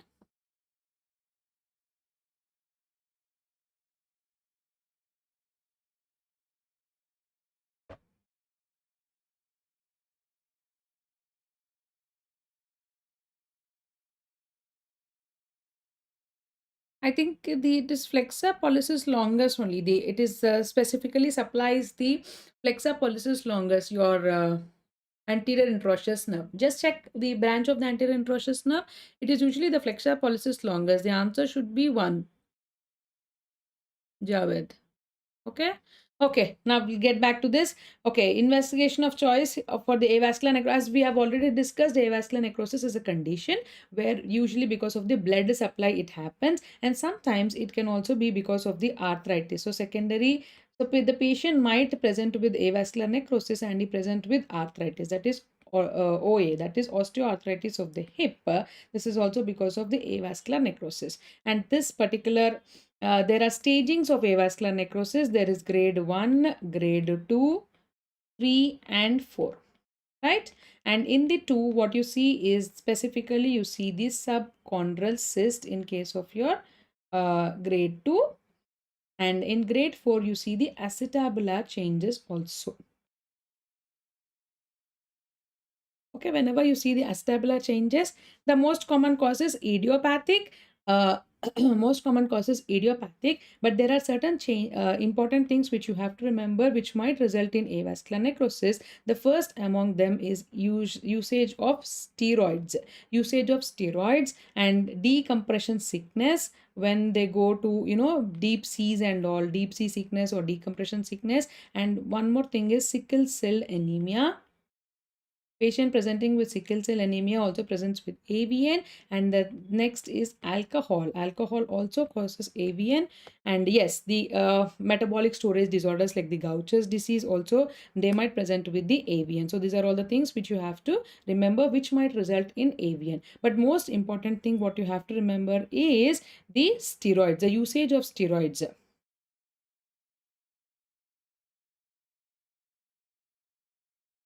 Okay, the usage of steroids, and I'll tell you one interesting thing. What happened is post COVID we have seen an increase in the AVN cases for the young generation, right? Increase in the young generation, especially post COVID. I've seen like so many patients coming with pain in the hip, and if you take an MRI they are presenting with the AVN. So steroid has a very very important role in developing this avascular necrosis, right? So that is one important thing which I want to mention.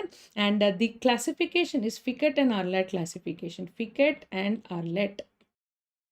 Name of the classification is Fickett and Arlett classification of osteonecrosis of the head. What you have to remember is only one important thing, that is the subchondral cyst is seen in grade 2, and grade 5 there are, in grade 4 there is an acetabular changes along with the femoral head changes. Okay. This much is enough for you. So the Pickett and Arlett staging, and what are the causes of this AVN? These causes might mainly because steroids or decompression sickness, sickle anemia, alcohol, metabolic storage disorders. But the most common cause is still idiopathic. Okay, fine.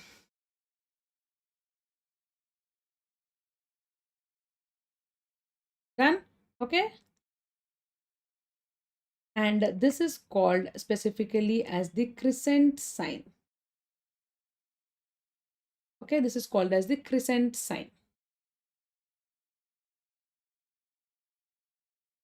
Okay, that is about your avascular necrosis, and we have dealt with the femoral head avascular necrosis is nothing but your Perthes disease, right? And now next one. This is again an important thing, okay? Yeah, Casson's disease or decompression sickness. Yes.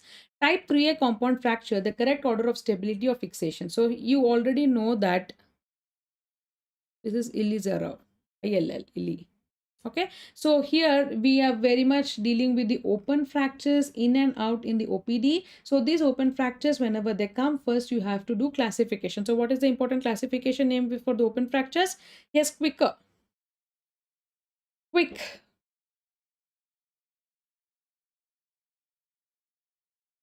Yes, it is Gustello and Anderson's classification for open fracture. So Gustello and Anderson's classification for the open fractures we do, and then there is an open or external fixation for this open fracture. So whenever we are fixing it internally, we call this as internal fixation, and whenever we are doing externally, we call it as external fixation. So I want you all to remember few important implants for external and internal fixation. What is Anderson's fracture? Gustello and Anderson's classification. So external fixation is again with rods and clamps, and next one is your ring external fixation. So the name given for ring external fixation is nothing but is Ilizarov fixation, right? It is a Russian scientist who has developed. Hi Kalai, long time. So this is the Ilizarov fixation, right?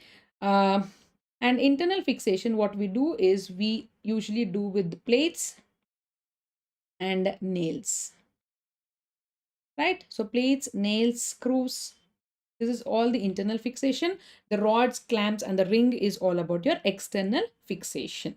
Okay. Now the question is about what is the order. So here you have a fracture, right? And now we are going to fix it with the external fixator. As I've told you, the ring fixator, because it is in ring shape, it gives 360 degrees stability.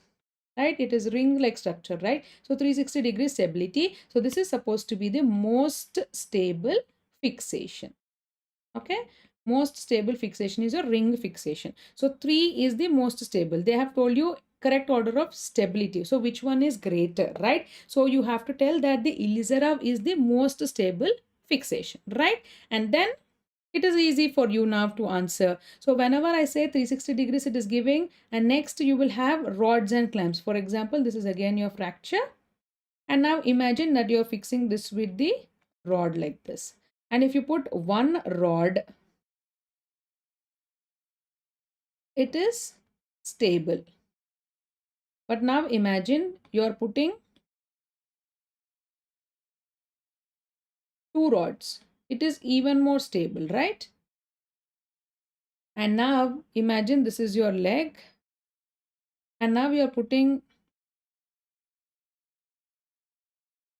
rod this way and rod here also. So this is biplanar. This is biplanar. Biplanar means two sides you're giving stability. So now you see it is easy for you only to tell which one is the most stable. So ring fixation is most stable. This is C.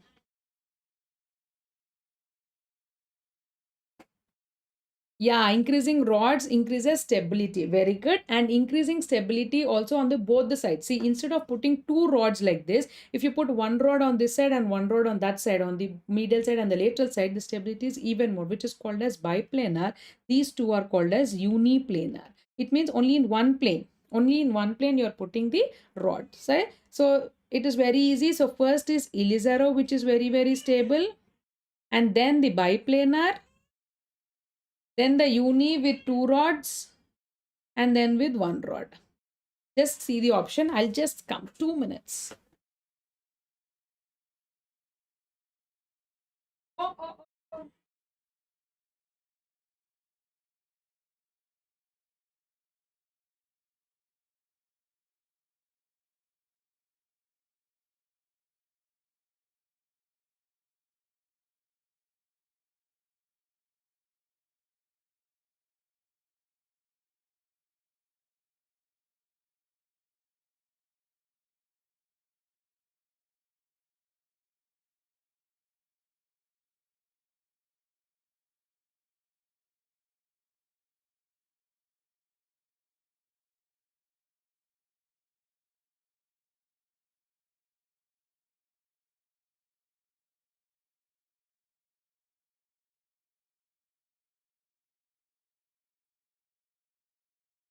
Sorry for the break. I have a small baby, so I have to just attend her. So that is it. Increasing planes lead to even more stable and irresolute, highly stable. Okay, Kalai has made it ultimatum. That is the answer. So that is the answer. So Ilizarov is the most stable fixation. That is for 360 degrees around the fixation and then biplanar on the both the sides. So this is the limb. If you imagine this is the limb, we are putting this side and this side. So it is the most stable. And uniplanar is only on one side. Okay, this rod is only one side. So that is the next stability. Okay. Okay, now that is about the external fixation. And now here we have one more question. A patient presented with femoral shaft fracture, what is needed to put a skeletal traction? So here, whenever a patient comes with femur fracture, so usually the internal fixation, if it is a closed femur fracture, so what we do is we treat with the intramedullary interlocking nail. Okay, but sometimes what happen is we need some time for the patient. Maybe if the patient is presenting with the pulmonary embolism, or if the patient is having some other disorders which need to be corrected, we go for skeletal traction. So for that we need set of things to be used. So what all we use for that skeletal traction? So if you imagine this is your limb, so what we do in the skeletal traction is we put a pin and then we attach it to it a stirrup like this, and to the stirrup we put a thread and we put the weight. So this is the weight, pin and this stirrup. So what all we need? We need the Stevens pin or the Denham's pin. Anything is okay. Stevens and the Denham's both we use, but for the external fixator here what we use is we use the Schanz pin. Here this pin particular is Schanz pin, right? But for the skeletal fixation we can use either Stevens or the Denham's, and we require the Bowler's stirrup. Okay, Bowler's stirrup, not the K-wire. K-wire is not used. Thomas splint is not used. Okay, and bowler's frame we can bowler BB splint. BB splint we can use to put the limb. So what is the answer? We use the bowler stirrup, we use the Steeman pin, and or it could be either one, Steeman pin or the Dunham's pin, whatever is there, and then we use the bowler's frame. Sometimes the BB splint. The BB splint we can use to put the limb. Okay, the answer is like A, B, C, B, C, D, D, F, and A, B, C. So for, okay, A, B, C, D, E, F. Okay. So F we are not going to use anywhere. So we can use A, B, B, C, D. A has to be there. Okay, the options are incorrect. So options are incorrect. Just remember that we use A, that is bowler stirrup. Either you can use the Steeman spin or the Dunham spin. The difference is the osteoporosis. If the patient is osteoporotic, then you use the Dunham's. Okay.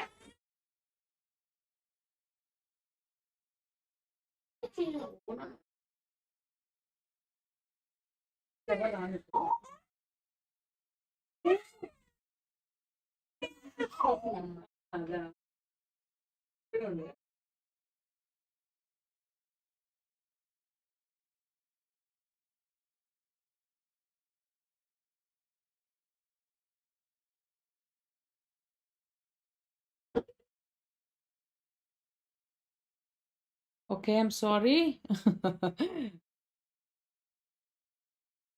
That's it. The answer here should be the bowler stirrup. Then it could be Steeman's and the Denham's pin. Okay, Steeman pin and Denham's pin. What is the difference you think between those two? So Steeman's pin usually they will not have any threads. Steeman pin is plain and it is usually used in the young patients. Denham's pin on the other hand will have threads in middle. So this Denham's pin usually we use for the osteoporotic patients where the threads are useful for holding the bone. Okay, and then bowler's frame or BB splint we can use for putting the patient on that particular limb. And Dushmesh Bhatt has asked where to use the Thomas splint. So you have to read about the Thomas splint as well. So what is actually the Thomas splint is, it is a structure which is mainly used for immobilization. Again, it was usually invented during the World War II. And if you see the Thomas splint, The Thomas splint, there is a ring-like structure and you have two external rods. So the external one is like this and then it is connected like this. So this is the Thomas splint and this one is mainly for accommodating the greater trochanter, right? This is mainly for accommodating the greater trochanter and now this is used as the step immobilization thing for the patient and this is also used for femur fracture as well. Okay. So this is the Thomas splint. Sorry for the bad diagram, but just remember that there is a ring and the two rods in case of Thomas splint, okay? And BB splint was recently asked in FMGE, that is the splint which is used for putting your external fixation, okay? Next, arrange the steps for the Thomas test. So you all know that the Thomas test is mainly used for your So the Thomas test is mainly used for the fixed flexion deformity, that is the FFD of the hip. So fixed flexion deformity is most commonly seen in case of any hip disorder such as your flexion deformity which is seen in the osteoarthritis. Okay, Thomas has used for his wife. I'm not pretty sure, but it has been discovered or it has usually has been invented during the World War II, Thomas splint. Okay, but now mainly we are using for femur fractures. So here the Thomas test. So this is about the Thomas test. Don't get confused. That was Thomas splint. This is Thomas test. And this is mainly used for your FFD, fixed flexion deformity, right? And what is the fixed flexion deformity? Usually it is seen in tuberculosis, osteoarthritis, rheumatoid arthritis, any pathology in the hip. So any pathology in the hip, it is usually we use this test to test the patient's flexion deformity. So how do you do this? So first what you have to do is always use a hard couch. So a hard couch is used and you ask the patient to sleep on that particular thing. Okay, and the patient is in the supine position. In the supine position, you will sit on the hard couch. And then what you do is the first thing you have to check for the exaggerated lumbar lordosis. Okay, and then you will do squaring of the pelvis. So squaring of the pelvis is you see the both the anterior superior iliac spine are at the same level, right? And then you see that the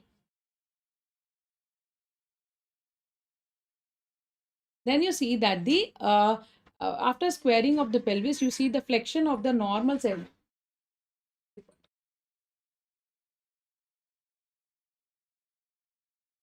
So imagine that this is a couch and now the patient is sleeping supine on this couch, right? So this particular patient, what we do is first always see that the lumbar lordosis, check for the lumbar lordosis. And then what you do is you flex the normal side of the hip. Once you flex the normal side of the hip, once again you have to check for the lumbar lordosis and then you do the squaring of the pelvis. So what is squaring of the pelvis? Squaring of the pelvis is both anterior superior iliac spine are at the same level. So anterior superior iliac spine are the same level. Then what you do is you ensure that the ischial tuberosity is touching the ground. That means you're not overcorrecting the deformity. You're not overcorrecting the deformity, right? And then you check for the actual deformity, right? So that is the order. What we do is check for the lumbar lordosis first. Then you do, okay, that squaring is not there.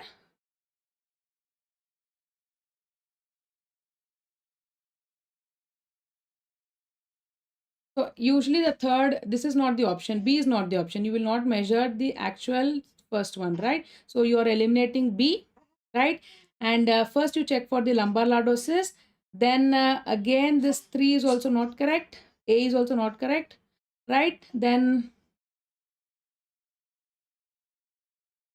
yeah, checking for the exaggerated lumbar lordosis. Then you will do flexion of the normal side of the hip. Then you will square the pelvis. Then you will ensure that the ischial tuberosity is touching the ground. And then you measure the actual flexion deformity. The answer is D, right? So the answer is D here.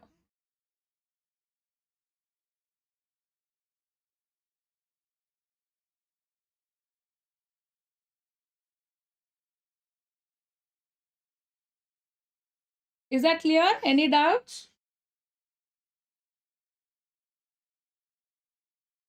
So what we are actually doing, we are first asking the patient to sleep or lie supine on the hard couch, and here you check for the lumbar lordosis. So what is lumbar lordosis? This is the exaggeration of the lordosis in the spine. Why it actually happens? Happens because of the to overcome or counteract the flexion deformity of the hip. This is the counter mechanism by the body. So to overcome the flexion deformity, the spine goes into lordosis. So for that, you will check the lumbar lordosis first, and then you will flex the normal hip. So whenever you flex the normal hip, the deformity is even more corrected. The lumbar lordosis is even more corrected, right?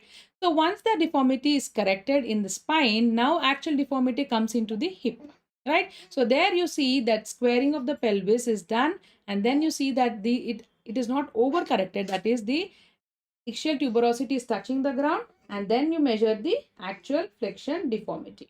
Okay, so the answer here is D.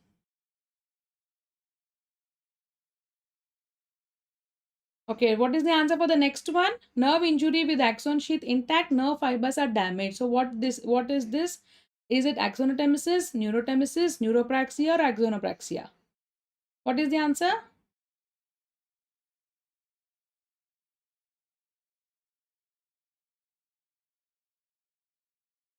Yes, what could be the answer here? Yes, Vasudev, right, it is axonotemesis. Why not neuro and neuropraxia?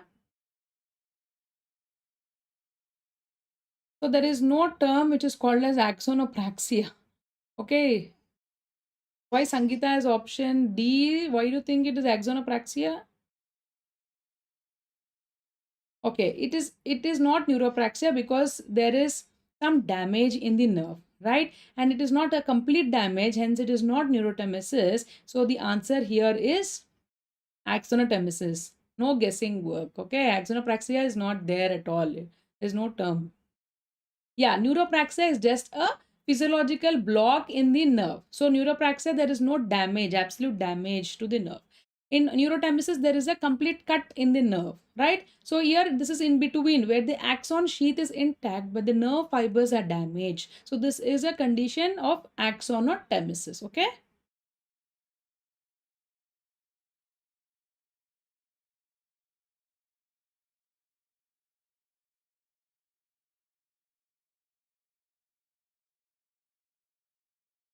Yes. So, okay, this Thomas test, even if you don't understand, I will teach you in the end. Don't worry. Okay, nothing to worry. Just remember that the answer is D. Let me tell you at the end. Okay, let us complete the nerve injuries here first. So this is even more important. So nerve injuries, what I want to tell you is, so this is a complete nerve. So this is a complete nerve, right? And this nerve, there is a fiber first, and this is covered by a myelin sheath, right? And there's a break in this myelin sheath which are called as nodes of Ranvier, and then this myelin sheath is covered by endoneurium, and everything is covered by the perineurium, and finally it is covered with the epineurium. So this at least you remember, right? All these things you remember, right? These are the coverings of the nerve. So this is the nerve, myelin sheath, endoneurium, peri, epi. Okay.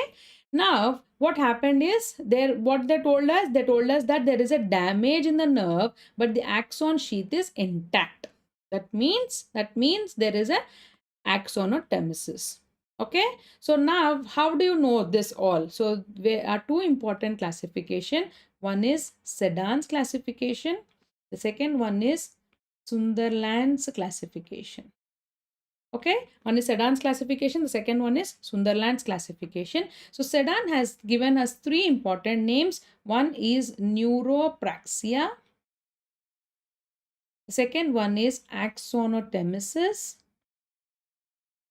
and the third one is neurotemesis. Whereas Sunderland, he has given 1, 2, 3, 4, and 5 grades. Okay, so these are the grades of Sunderland, and this is about the Sedan's. So Sedan's neuropraxia is nothing but it is a block. There is no damage as such, it is a block. And neurotemesis, it means nerve is completely cut. Nerve is completely cut. and in between is the axon nemesis, where the axon sheath is intact but there is a damage. Okay, is a damage there. So here the answer is very much pretty easy for us because it is axonotemesis. But what about Sunderland? Sunderland has thought that this particular axonotemesis is not very clear to him. So he is understanding neuropraxia, he is understanding neurotemesis, but he wants to further learn about the axonotemesis. So he told, this is neuropraxia, everybody understood. So there is no damage, only there is a block, that is a physiological block in the conduction. And fifth one is cut. So the nerve is completely cut, so there are no questions asked, it is neurotemesis. Now to deal with the axonotemesis, what did he do?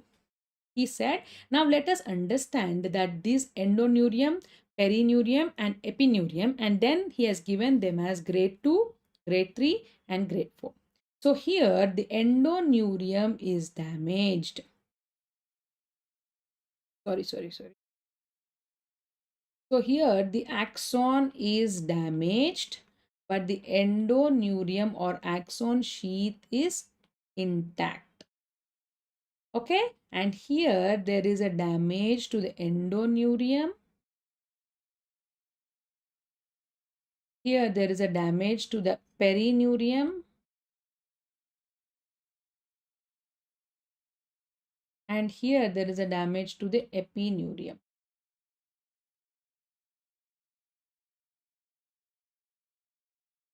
Okay, so that is how he have classified it. So that is about your neuropraxia, axonotemesis and neurotemesis. So here if you see this particular diagram, this is about the complete nerve which I have explained.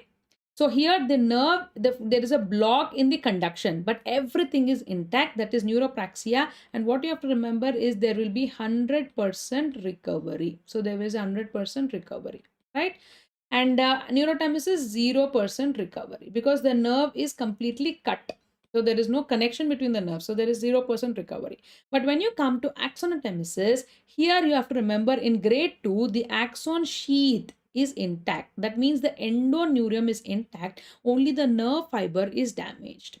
And in grade 3, the axon is also damaged. So if you see there is a damage in the endoneurium as well. So if you see this is the endoneurium. This brown structure here is the endoneurium. So that is also damaged. In grade 4, there is a damage to the epineurium as well. And finally, perineurium as well. And finally, the epineurium is also lost. So there is a severe cut and there is a 0% recovery. Okay, this is what you have to remember and understand. Yes, the classical example of neuropraxia is classical example is your Saturday nerve palsy. Saturday nerve palsy, where you see that there is a radial nerve damage. So radial nerve damage and the patient present with the wrist drop. The patient present with the wrist drop, right? And this is because neuropraxia, you can tell them there is a 100% recovery chance, and then you can use a splint for this recovery, which is called as the 𝐒𝐿𝐄𝐝 splint. This is called as the 𝐒𝐿𝐄𝐝 splint. So this is about the nerve damage. Any doubts? Anything you want me to repeat? Just put this image in your head and remember 3 particular coverings of the nerve. And first one is no damage. Second one is axon damage, sheath intact. Third one endoneurium damage. Fourth one perineurium. Fifth one epineurium. Neuropraxia is only block. Neurotemesis completely cut. In between is your axonotemesis. Clear?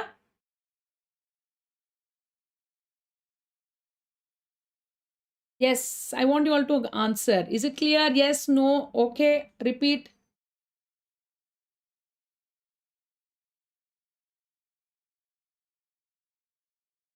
More 10 minutes, I will complete the class. Don't worry.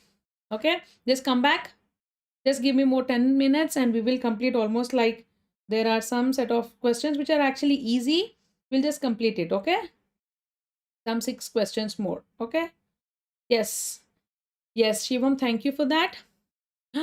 Ortho is tough. Ortho is relatively, yeah, it's tough. It's actually tough, yes. But I'm not making it easy for you, Abhijit. You still find it tough.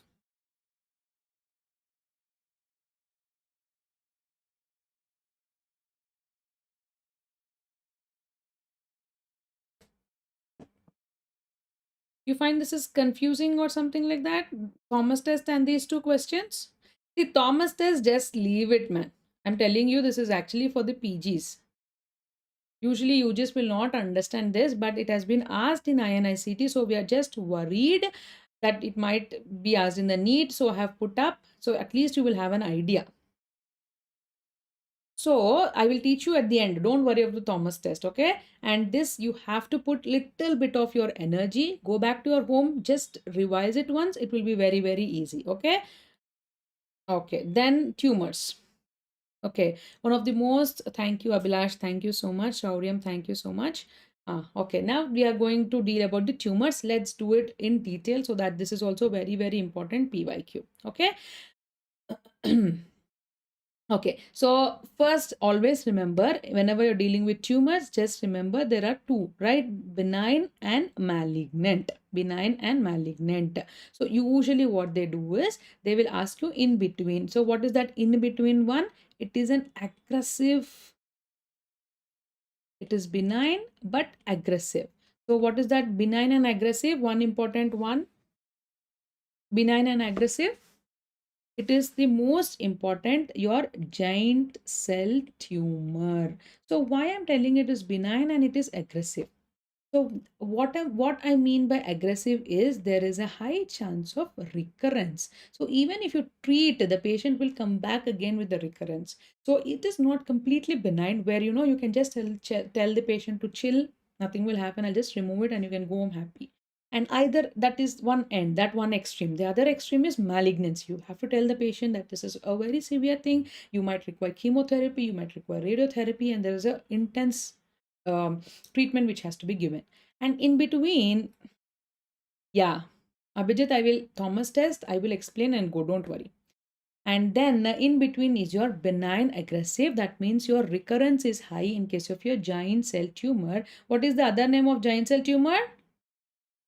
Osteoclastoma. So whenever I am telling you that there is benign and there is malignant, that means benign treatment is just remove the lesion, right? And malignant is remove the normal also. Remove the normal also, right? So remove the normal means not only the malignant, you have to also ensure that you will remove little bit of the normal tissue also. In benign, it is just the lesion. Now going back to this, what is simple bone cyst? It is benign, right? What is osteostoma? It is benign, right?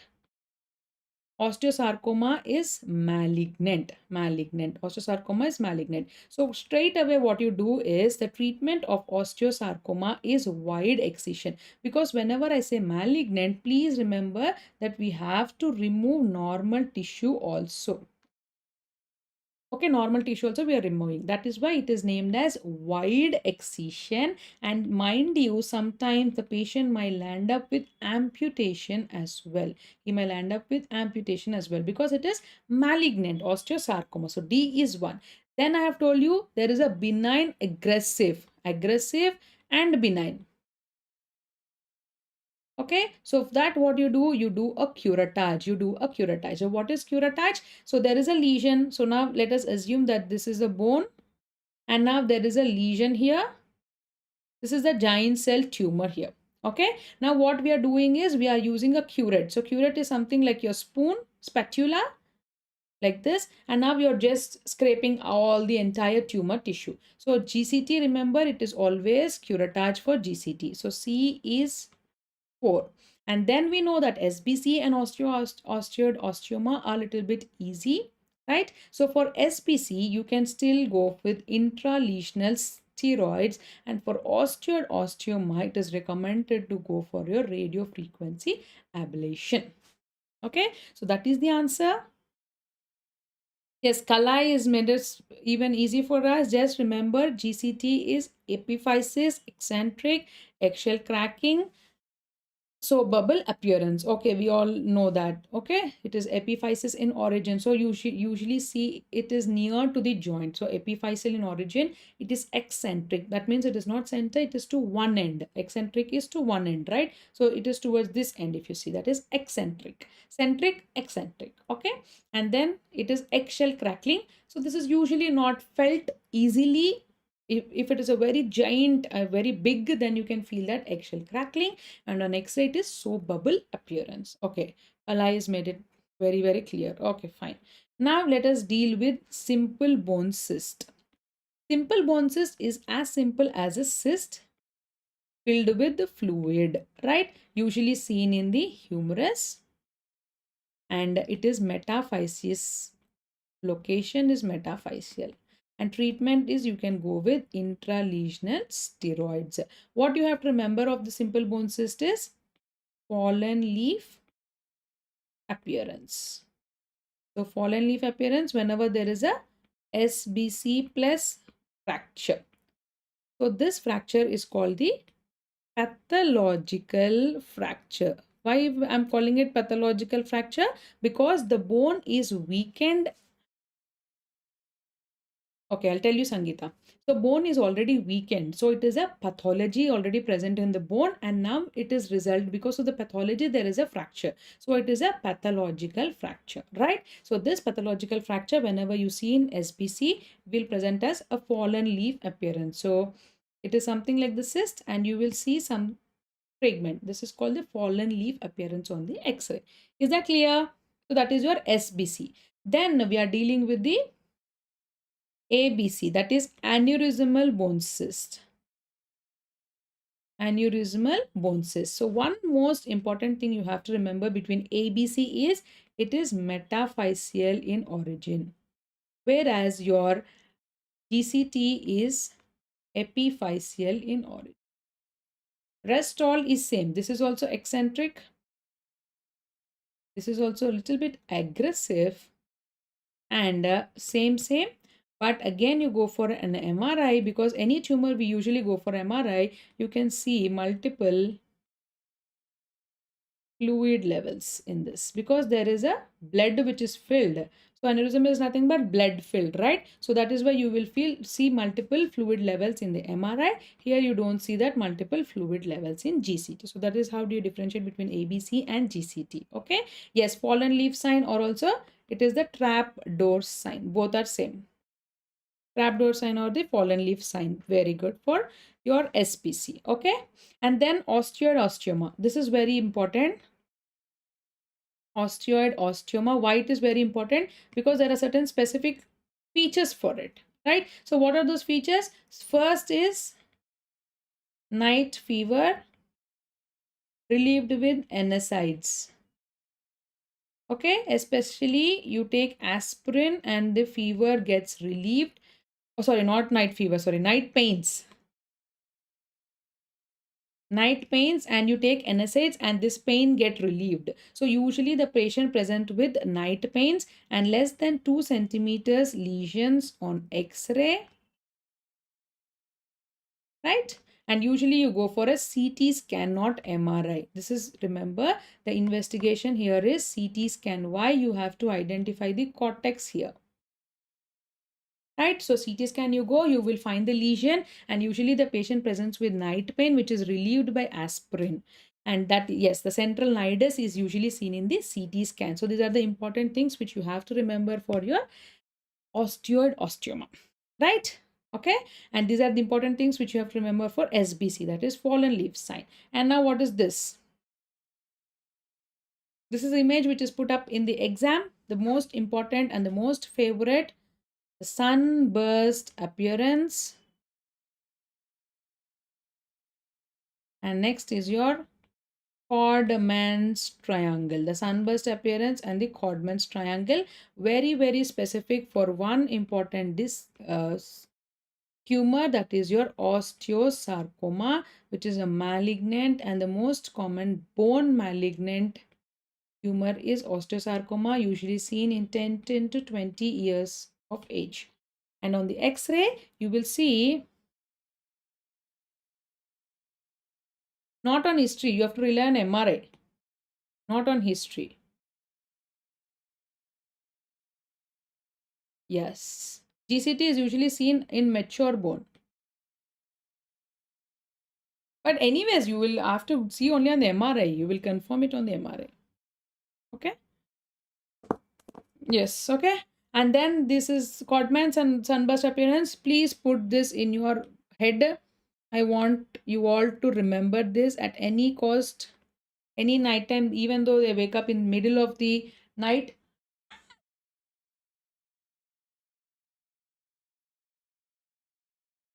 So this is sunburst appearance and the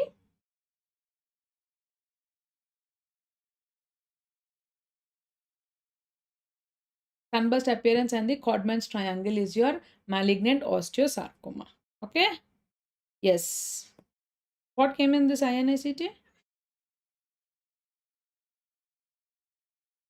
Okay, one more important image which has been exact image has been coming in the NEET PG 2024.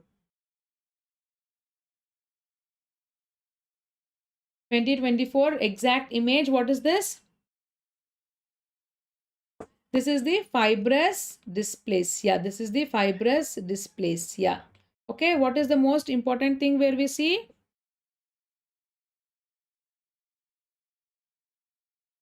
This is the Shepherd-Crook deformity. Okay.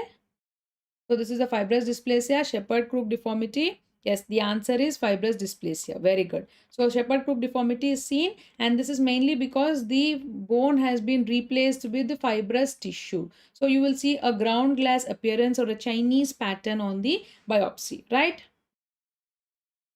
Marrow and bone is completely replaced by the fibrous tissue. So it appears ground glass and the Chinese pattern in the biopsy. So this is the Shepherd-Crook deformity. Very, very important. It is asked in the exam. Yes, it is associated with the McCune-Albright syndrome. McCune-Albright syndrome. And it is usually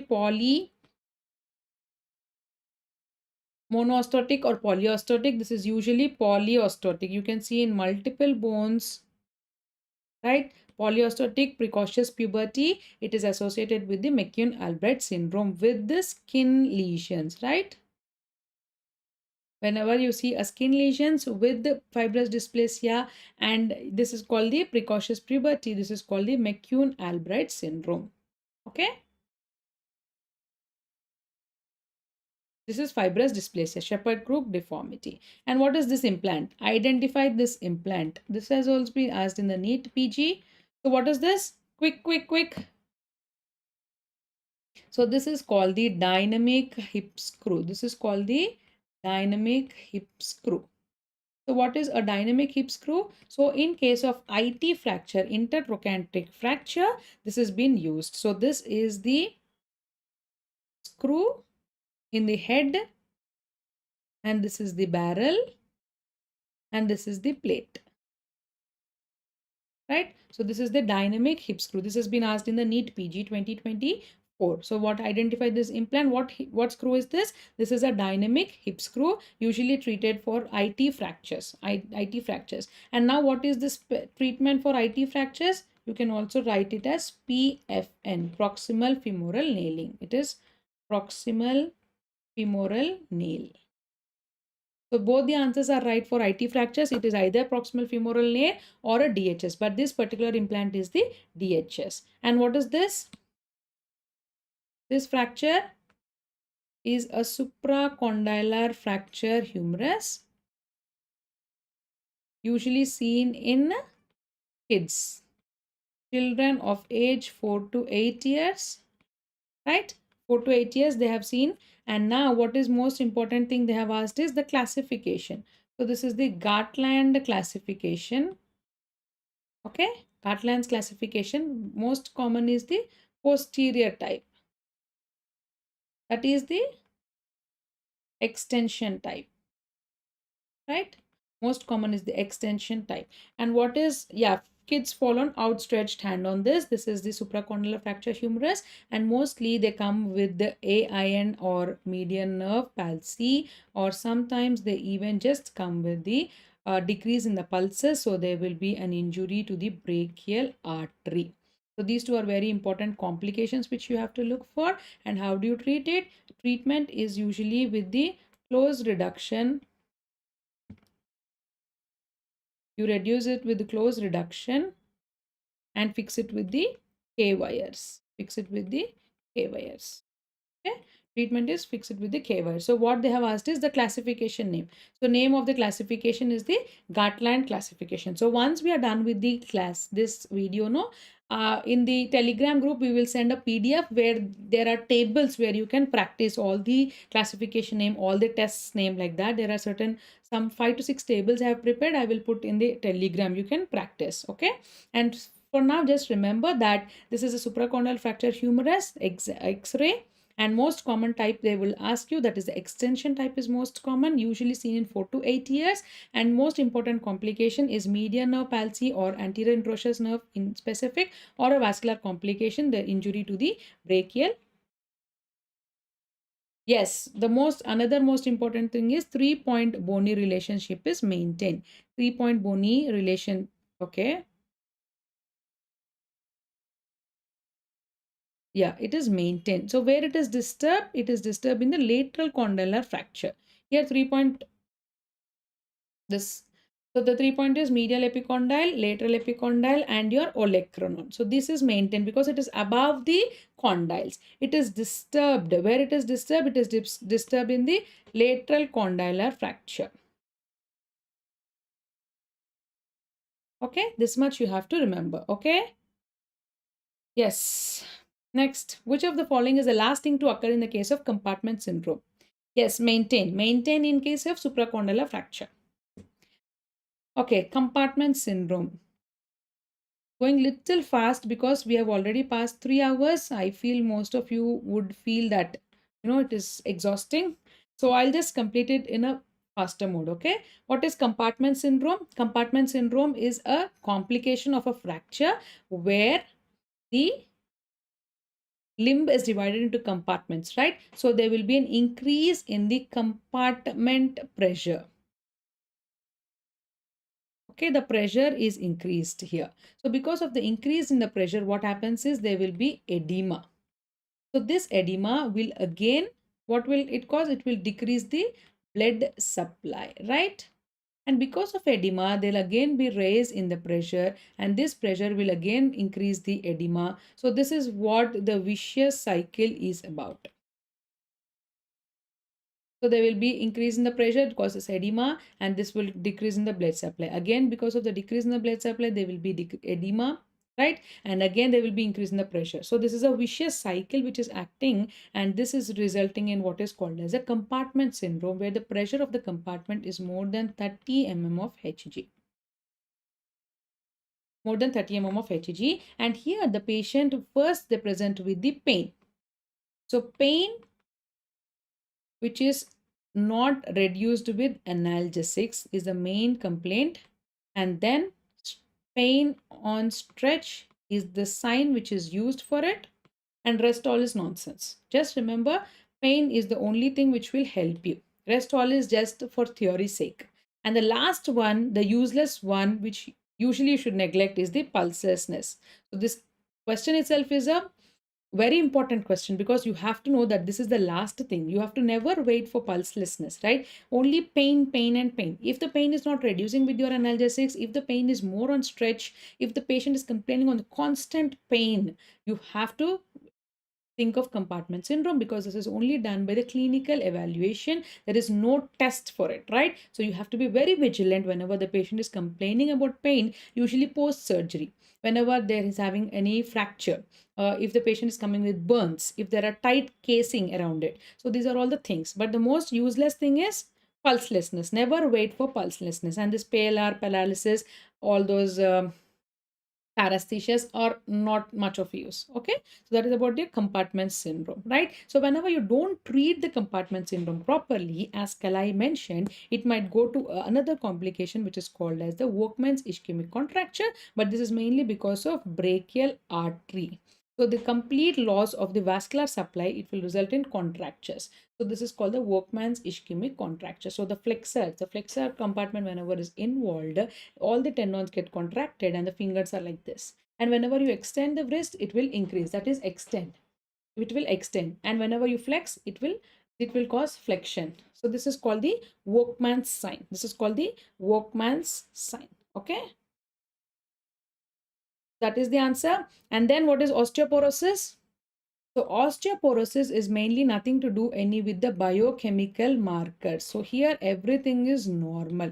Calcium is normal, ALP is normal, right? So this is one of the important thing which you have to remember in osteoporosis. Unconscious patient, you can't diagnose it.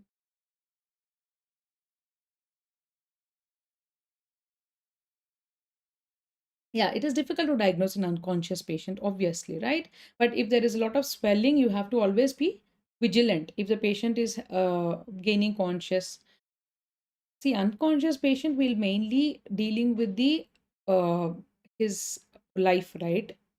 If it comes with trauma, so ABC, right? You have to always look for ABC, and then comes the compartment syndrome. The life is more important than limb, right? So once the life is secured, then you concentrate on compartment syndrome. Okay. So osteoporosis is a condition, it's a metabolic disorder where there is a decrease in the bone mineral density, that is the BMD.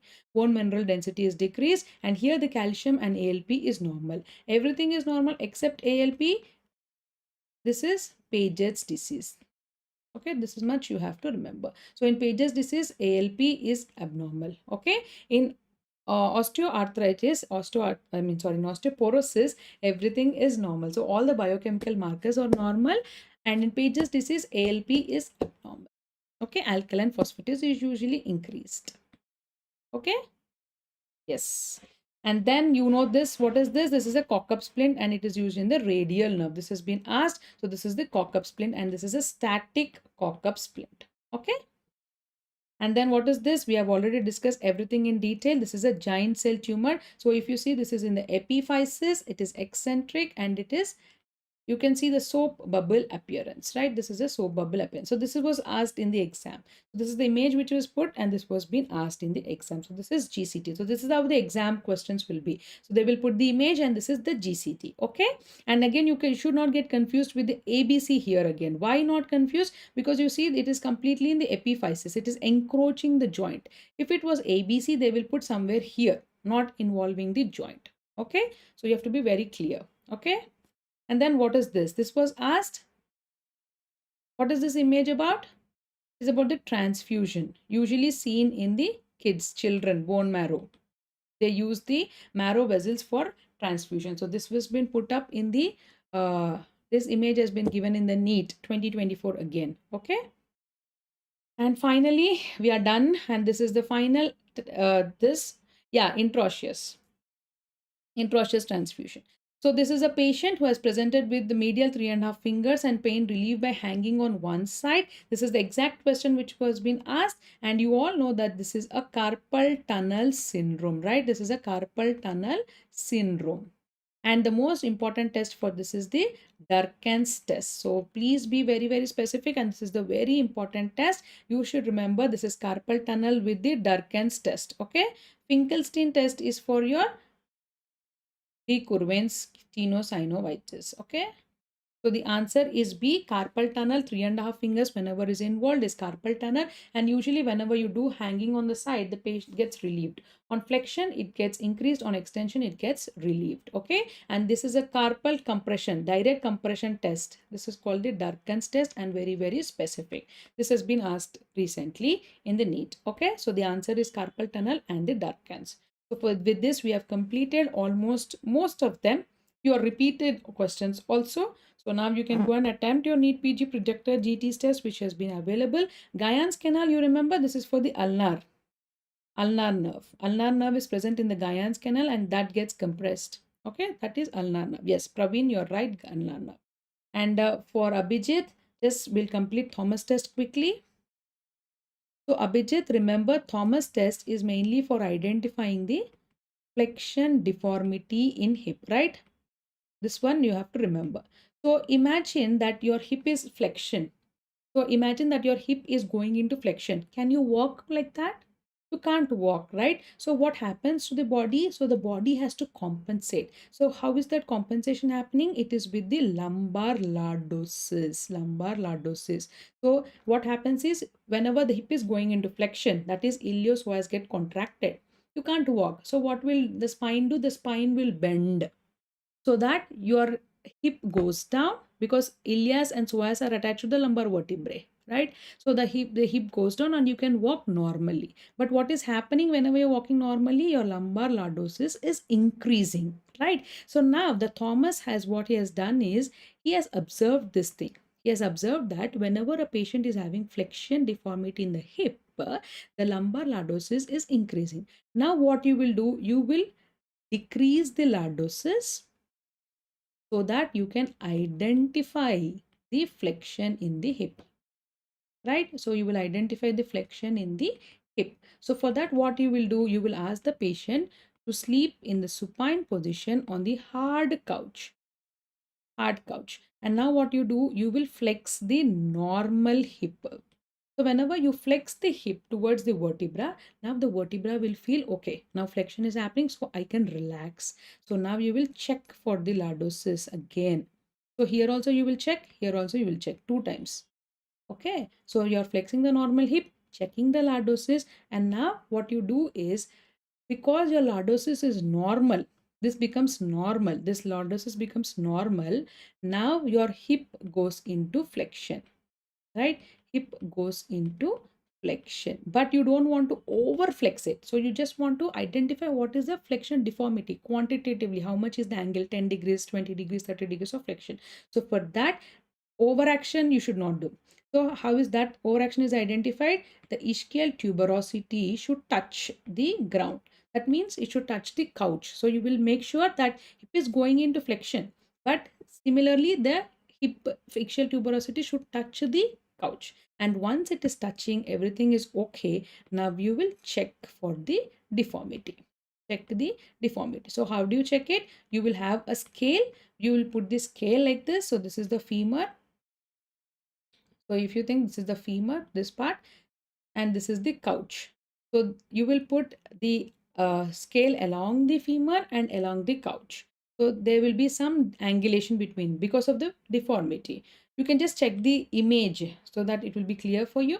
So whenever you check the deformity, it will be either 10 degrees or 20 degrees or 30 degrees. That is your flexion deformity.